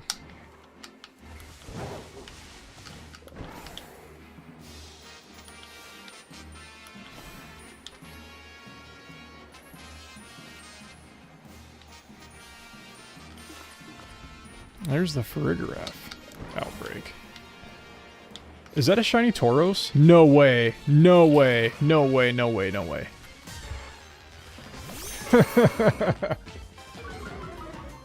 You gotta love the unintentional shinies, right? Man. What are the odds? Wasn't even going for it. Weirdeer, huh? Yeah, Weirdeer's cool. I was glad to see Stantler get some love in Legends Arceus with that evolution. Wow, I was not expecting that. Not gonna lie. Shiny Tauros out of nowhere. Weirdeer is normal and psychic, isn't it? I think.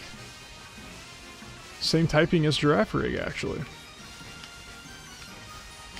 Yeah, Weirdeer's cool. The white color scheme with kind of the regal kind of beard, going on. It's a pretty cool design for sure. I like it as the ride Pokemon in Legends Arceus too. It's pretty fun.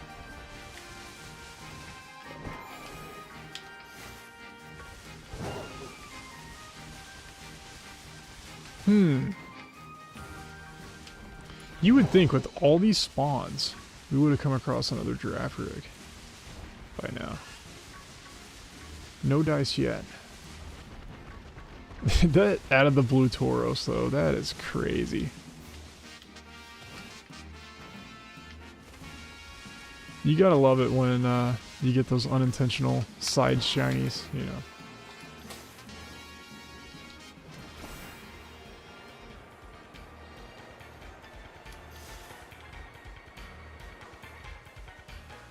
Yeah, Weird that's one that, Gen 2 Pokemon that got a evolution recently, along with Girafarig, Dunsparce, Ursaring with Ursaluna. Man, that's, Gen 2 definitely got some love last couple gens.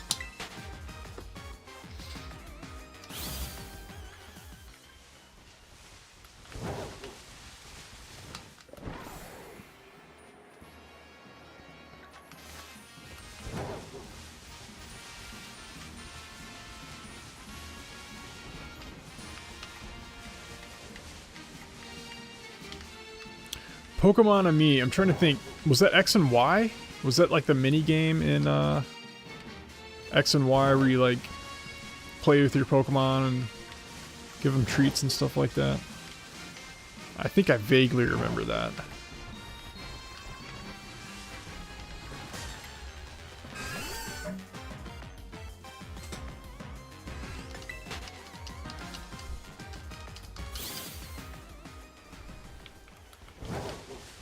I could be completely wrong. I could be misremembering that very easily. Yes, yeah, okay. Yeah, it's been a while since I've played X and Y. I'm definitely due. I meant, honestly, to play through Y again before ZA came out, but I never got around to it. I probably should go back and play through Gen 6.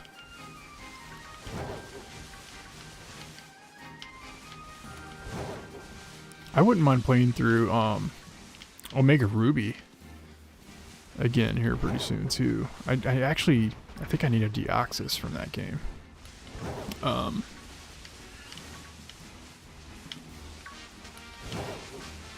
Because I'm missing one of the forms, I think, in Home. I very slowly but surely have been piecing together a Home collection the last several years, and I think I'm missing one of Deoxys's forms. I forget which one exactly. But from what I saw, I think they just announced that I guess they're going to be adding home functionality for the Fire Red and Leaf Green Switch versions. And I think they're going to be maybe doing some kind of reward for that, it looks like. And I think somehow, some way, along with that home functionality, they're opening up the mythical events in Fire Red and Leaf Green on the Switch, which is really awesome. So I think you get like the Eon ticket and stuff like that. So that'll be cool.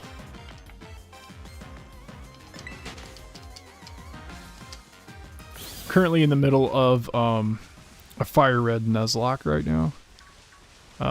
The next video that I'm working on putting out here in the next few days is actually going to be kind of talking about my experience so far with that Nuzlocke attempt. It's actually my first official quote-unquote Nuzlocke attempt. And it's been an interesting experience, to say the least. I think I underestimated just how difficult a Nuzlocke is, to be honest with you. I made some dumb mistakes, despite over-leveling, like, to an extreme, just to be careful. Well, let's just say I went to Silphco and screwed up a couple times with self-destruct. Team Rocket likes to use, Coughing and Voltorb and so on that know how to use self-destruct. And I lost, gosh, I think it was a Hypno. I caught a Drowsy on whatever route that is. Is it that route to the right of Vermilion City? Route 10 or 11, something like that. And I was like, oh, sweet. Like, next to, like, Mewtwo and Alakazam, like, Hypno's actually pretty good. I mean, and Psychic types are really, really good in Gen 1 in general. So I was pretty excited. I mean, that thing was doing a lot of damage just with like Headbutt, and then I taught it Psychic from Mr. Psychic's house in Saffron City. I'm like, sweet, I'm like set, you know? And then one self-destruct later, and I lose my prize Psychic type on my team, and I'm like, this sucks. And then unfortunately, I lost my starter. I ran with Charmander, which probably wasn't that smart, given that probably the most difficult starter in Gen 1 for obvious reasons. But I could not. It just felt unnatural to me, you know, not to do Charmander. So I did, and it wasn't too long after, you know, I hit, what is it, level 36, I think, that Charmeleon evolves. Got the Charizard, had just learned Flamethrower, and I got to the first battle with Giovanni in Silphco, and he's got that Rhyhorn that has Rock Blast. Not good. 4 times weak. It was donezo. So lost my Charizard, lost my Hypno. I don't want to give the whole video away, but and then I'll just tell you, it's fine. And then I had a Magikarp, right?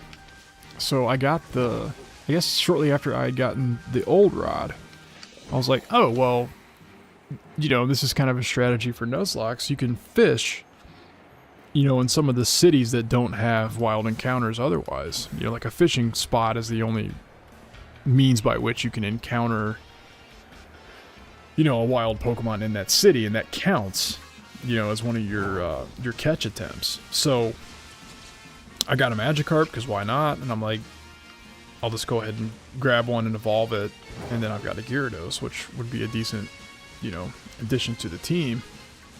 And first of all, I should have remembered that before the physical special split in Gen 4, you know, every water type move is running off of special attack stat. And Gyarados, you know, is a physical attacker by its stats. So it really wasn't that smart to run with Gyarados anyway. But I wasn't thinking about that. I'm like, okay, well, I'll just train up this Magikarp. And so I had it first in my party. And of course, the only move that it had was Splash. And so of course you have to train, you know, to train a Magikarp, you throw it out, and then you switch it out. And then you grind your XP that way. I mean, I guess until it learns Tackle at like level 15. But, even then, I mean, it's not doing much damage, obviously. So I got this thing to like, I don't know, level 12, 13. I had already sunk some time into it, and I had gotten to Vermilion City. And I was like, okay, I'm going to go grab a Diglett from Diglett's Cave to use against Lieutenant Surge, because then you can just cheese Lieutenant Surge. There's really no strategy involved. You just dig your way to victory, right? So I go into Diglett Cave. My first encounter was not a Diglett, but a Dugtrio, which is a rare encounter for Diglett's Cave, which would have been very lucky. And I did end up catching the Dugtrio. However, Diglett and Dugtrio have an ability, as of Gen 3, called Arena Trap, which prevents a Pokemon from switching out of battle. So, long story short, I lost my Magikarp that I already started to train, and that was a big bummer. And then, ironically, I think I ended up losing the Dugtrio as well. So anyway, there's been some missteps, certainly with the Nuzlocke, but I've learned a lot, you know. And I did end up getting one of the Snorlax from the static encounters with Snorlax, and that thing is a beast. It's every bit as good as they say, really. Anytime you look up like what's some of the best Pokemon for, you know, Fire Red, Leaf Green, Nuzlocke, you're gonna come across Snorlax, especially if you teach it Shadow Ball, because incidentally enough, Ghost type moves run off of the physical attack stat before the physical special split, which makes no sense, but they do. And so if you give Snorlax, which already has a ridiculous attack stat, you know, Shadow Ball in Gen 3, you've got quite the Pokemon on your hands. So I think Alola starters are the best. I gotta say, I love Alola starters. Yeah, you know, like Rowlet, instant fan favorite, and really the other two. I mean, Popplio and Litten 2 are amazing. I actually like Incineroar a lot. I think I mentioned Incineroar last time. Somebody asked me what my favorite Pokemon were. It's probably up there too.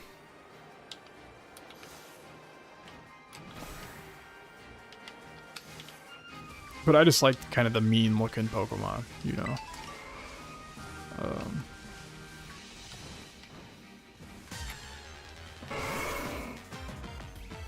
I actually like Crocodile quite a bit too.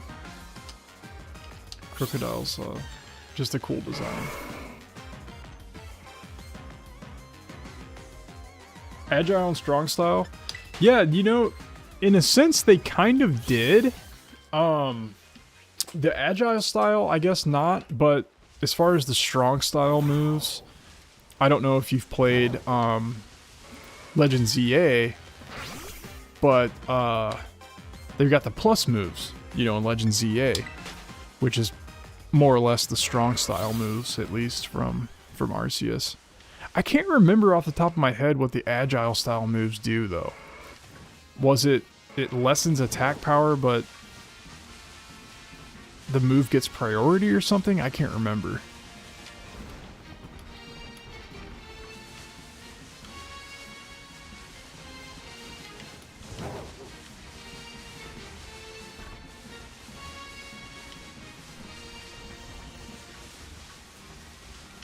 But yeah, that was kind of an interesting mechanic that they added in Legends Arceus.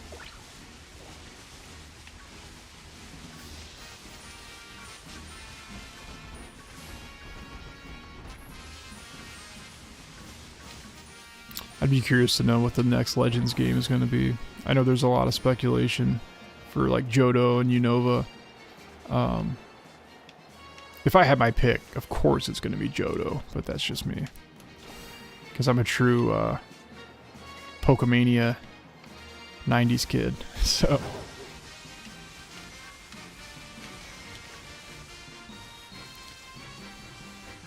I remember kind of a funny slash sad story. So I went on this vacation with, you know, my immediate family. It was my parents and my sister. In, gosh, I think this would have been 2002. And we went to New York City, of all places. And I'm from a very, very rural, small town. And so, you know, I'm, you know, 10, 11-year-old kid experiencing, you know, New York City for the first time, which to me felt like a new, you know, a different planet more than it did a different city or whatever. And, of course, this is right at the height, you know, of Pokemania. Like Gold and Silver had just come out. You know, my Game Boy Color was glued to my hip. It was just a magical time, Pokemon-wise. And I remember it dawned on me that there was a Pokemon Center in New York City. Which I don't believe are a thing anymore. I think it's all just, you know, online. You know, it's all moved to just a website now. But I was like, oh, we've got to go, please, please, you know. And so we went, and it was closed. We got there like a half hour after it closed. And I just remember as this little kid, like, sadly staring into the Pokemon Center with all the lights off, you know. That was a big bummer. But otherwise a pretty cool trip.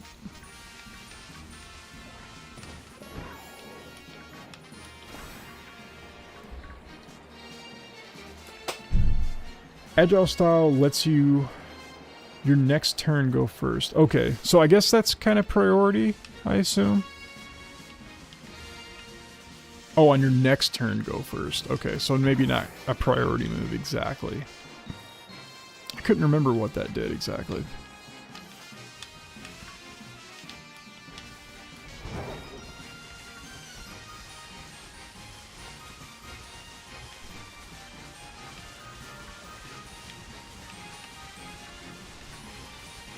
So I think the strong style, that just gives you attack boost, doesn't it? Maybe it makes it slower. Can't remember exactly either.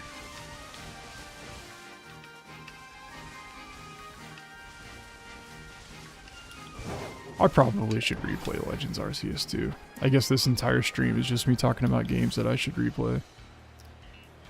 But Legends Arceus, like, no doubt about it, incredible game. I really, really enjoyed it.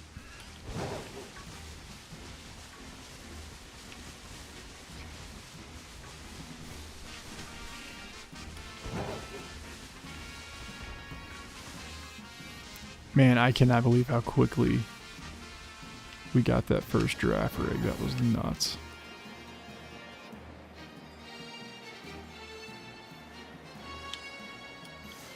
And there's not been one since.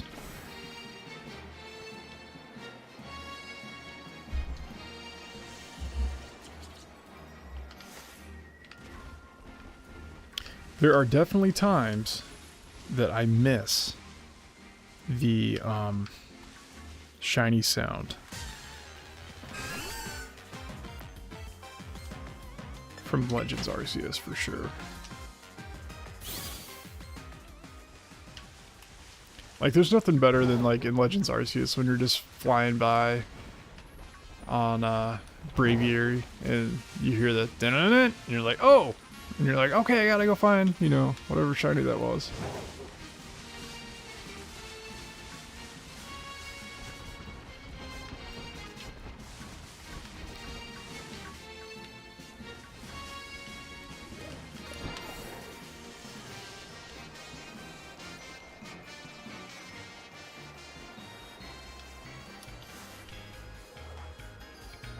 And Girafarig again. We're looking for the blue nose there. And like the little blue spikes on the back, or the little spine. No, not today, dung beetle.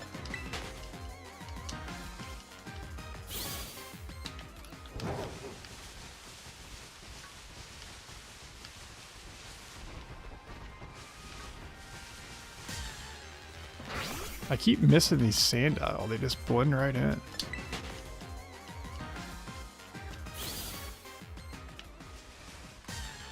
Oh my gosh. Go away.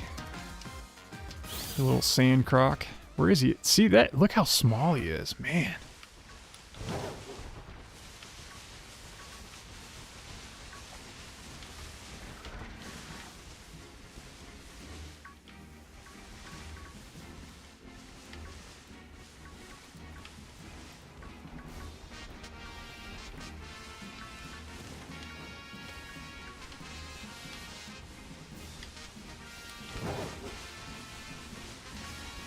No blue snouts. Try again.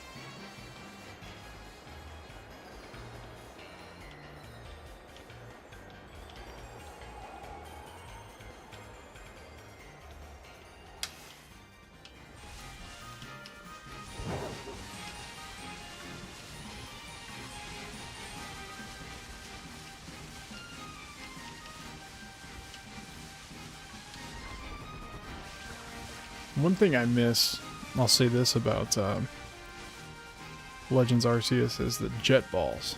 Those are awesome. You can snipe a Pokemon from like 100 yards away. That's pretty sweet. That's one thing I do miss in ZA.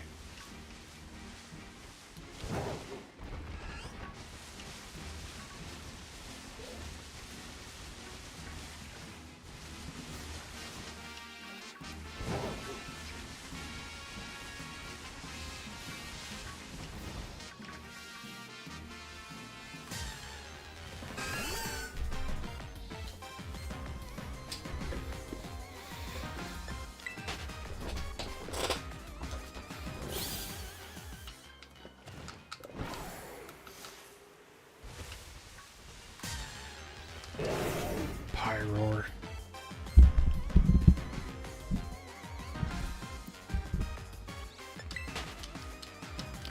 Speaking of ZA, those Pyroar in ZA, I forget which wild zone that is.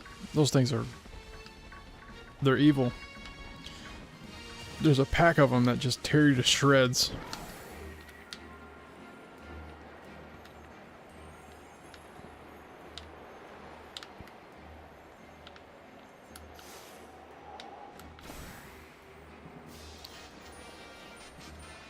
Favorite Eevee evolution? Man.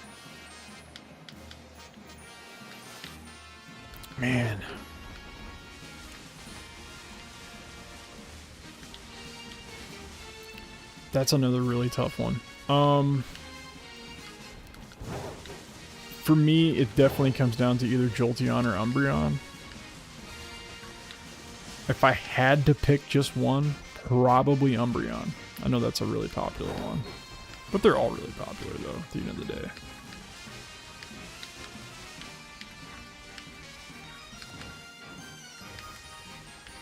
Of course, I feel like Sylveon is pretty popular, too. As it should be. It's awesome. But Umbreon, I think, for me, for sure.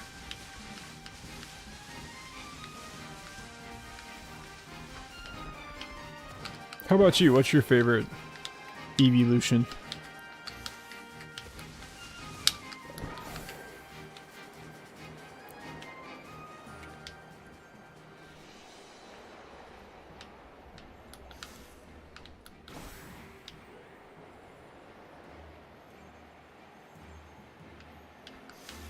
I tell you what, if we get another Eevee evolution in Winds and Waves, I don't know what I'm gonna do. I guess freak out or something. Throw a party, I don't know. And it makes you wonder, like, what type? Like, if we were to get another evolution, what would the type be? I know Dragon is talked about a lot. Flying is talked about a lot. I feel like they could go a lot of different ways. I mean, Ghost is still up for grabs. Poison would be cool. Even Bug, honestly. I could see that. Or what about a Steel one? That would be really cool. I don't know.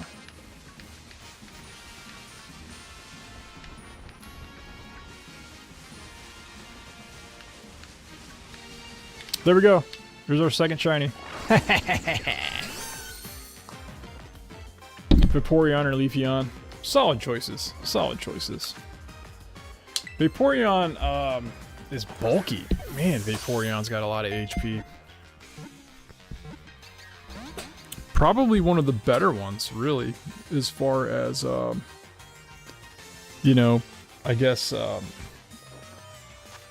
competitive viability goes. EX Curiosity. Hey, glad you're here. Glad you you stumbled across the chaos here.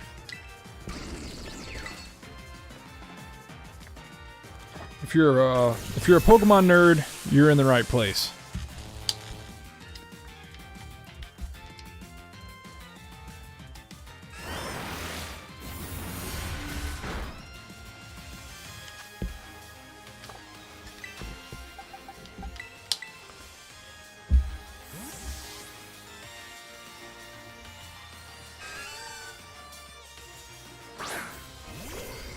Umbreon's pretty tanky though too.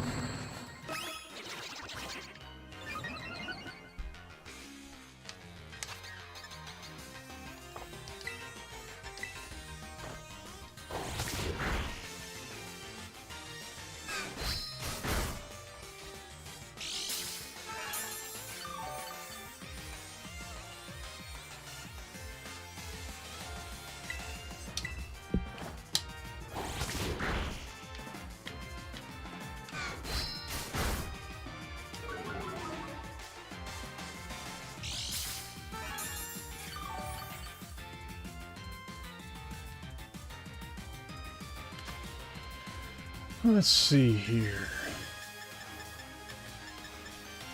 I feel like a Moonball would be cool.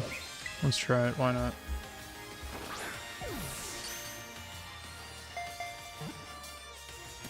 Gotcha. Sweet.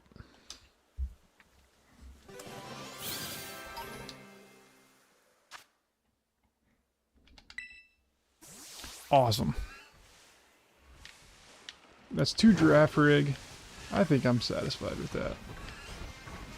For sure.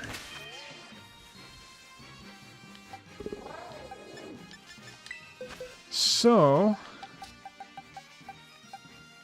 we also got that rando Tauros, which is nice.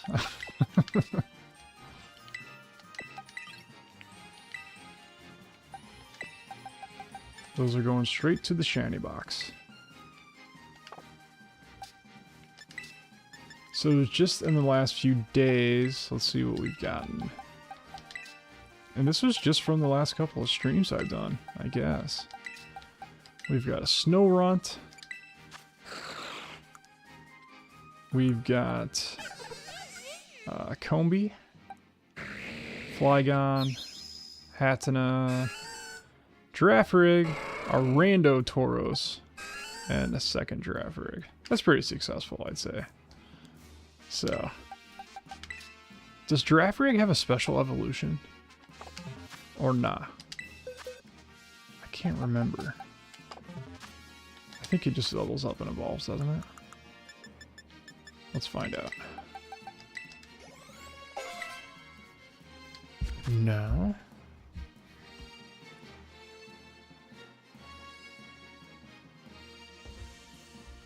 It's Girafarig's evolution level.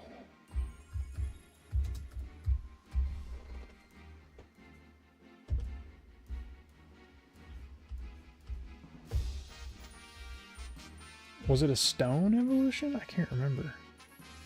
Oh, it has to know Twin Beam. Okay. Interesting. Okay, it's gotta learn Twin Beam. Pokemon Sword feels so hard to shiny hunt in, especially. For sure. Yeah, Pokemon Sword, definitely not my first choice when it comes to shiny hunting, for sure.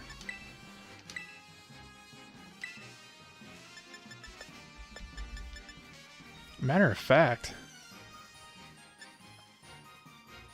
I don't know that I've ever gotten a shiny in Sword. Maybe I have. Well, as a matter of fact, most likely I have. But I couldn't tell you what it was.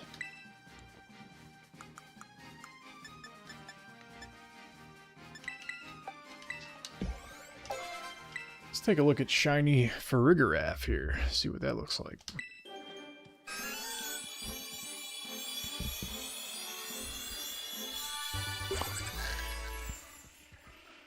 Okay, so it's got the blue nose, and the body's kind of more orange.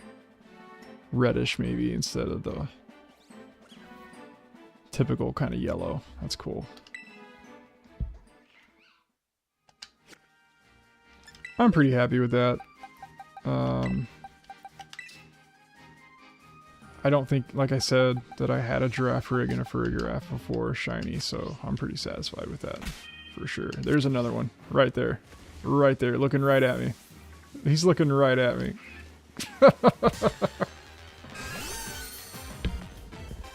I love it. I love it. Just chilling.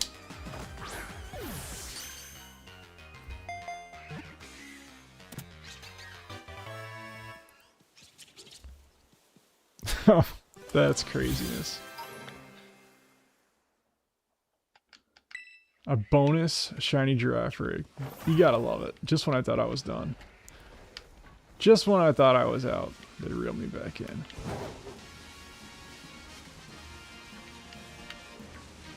Now I'm like, are there any more hiding here somewhere?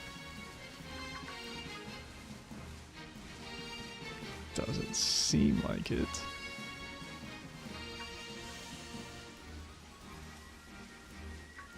I don't think there are.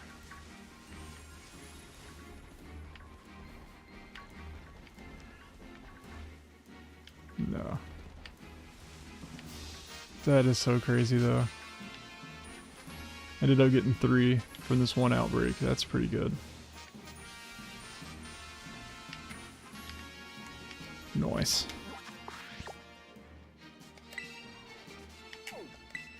Let's see what else we got here.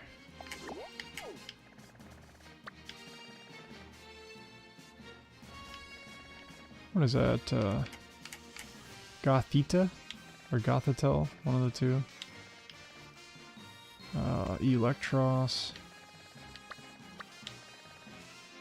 Is there a Girafarig event going on? What's up with the Girafarigs?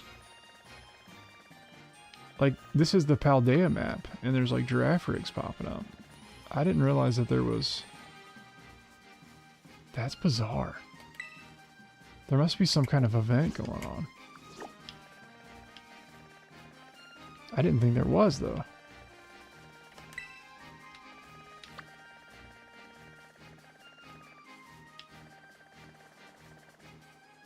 And then we just got Litleo, which I got enough shiny Litleo to last me a lifetime, so...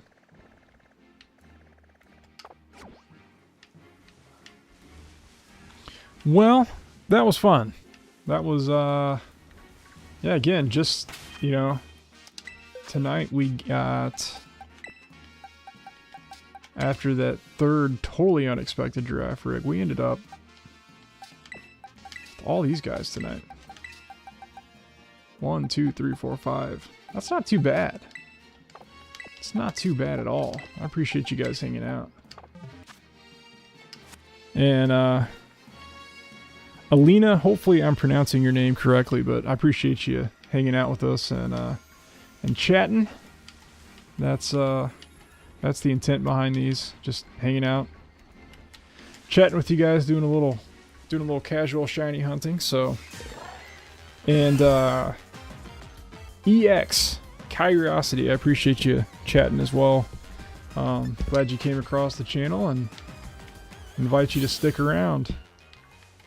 I'm just kind of a nerdy, off-the-wall guy that's obsessed with Pokemon. That's my shtick. So if that sounds like something you're into, we'd love to have you here. So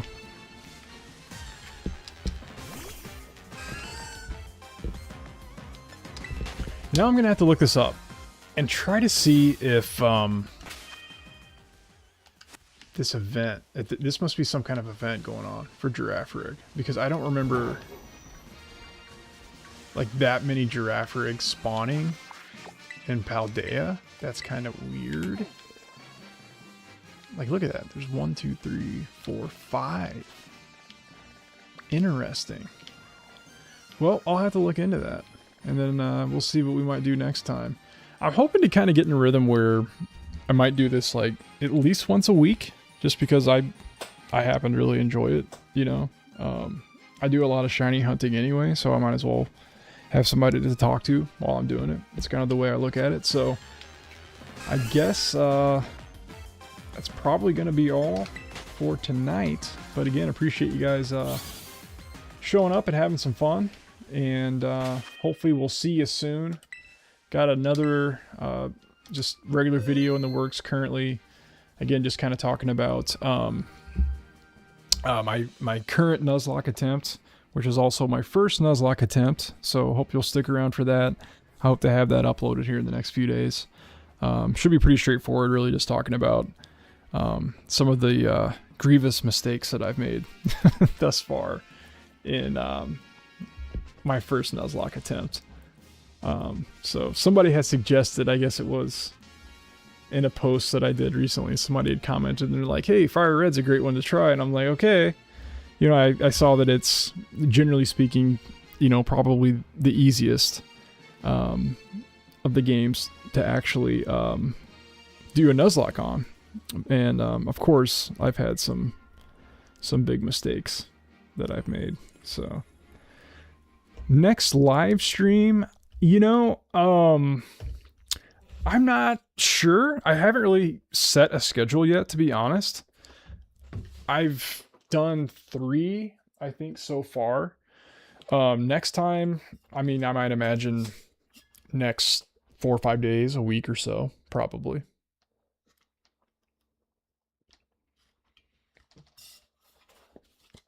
Shiny hunting's kind of my thing. I just enjoy shiny hunting, so always trying to add to that collection. I don't know about you guys, but shiny hunting is a lot of fun, for sure. It scratches an itch for me, somehow. So, I get a lot of fun out of it. So.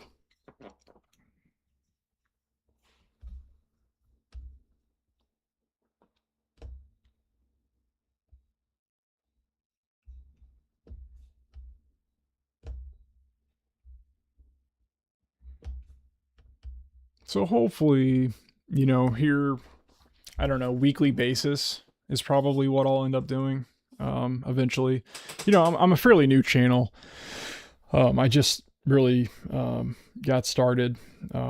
So still kind of learning as I go. I'm honestly brand new to YouTube. I've enjoyed doing it so far, and it's a cool way, you know, for me to kind of share that passion that I have, you know, with Pokemon and talk to some like-minded folks and hang out with people. Just kind of get that sense of community going over Pokemon, you know. I think that's something we all need more of these days. So I've enjoyed it, and hopefully you guys have enjoyed it too. So I appreciate that. Yeah. I'll try to I try to announce them, you know, at least with a few hours notice. Maybe for the next one I might go out a day or two just to give plenty of notice so people have more time to join. But definitely appreciate that, and appreciate you guys hanging out this evening. So I guess I'm going to call it a night, but thanks again, guys. Really appreciate it, and hope you'll stick around and consider checking out the usual stuff, and subscribing if you're so inclined. If not, and you change your mind, you're like, hey, I don't like this guy, whatever, you can always unsubscribe later down the road. But glad you're here. Appreciate you guys watching, and I'll see you next time. Thanks a lot.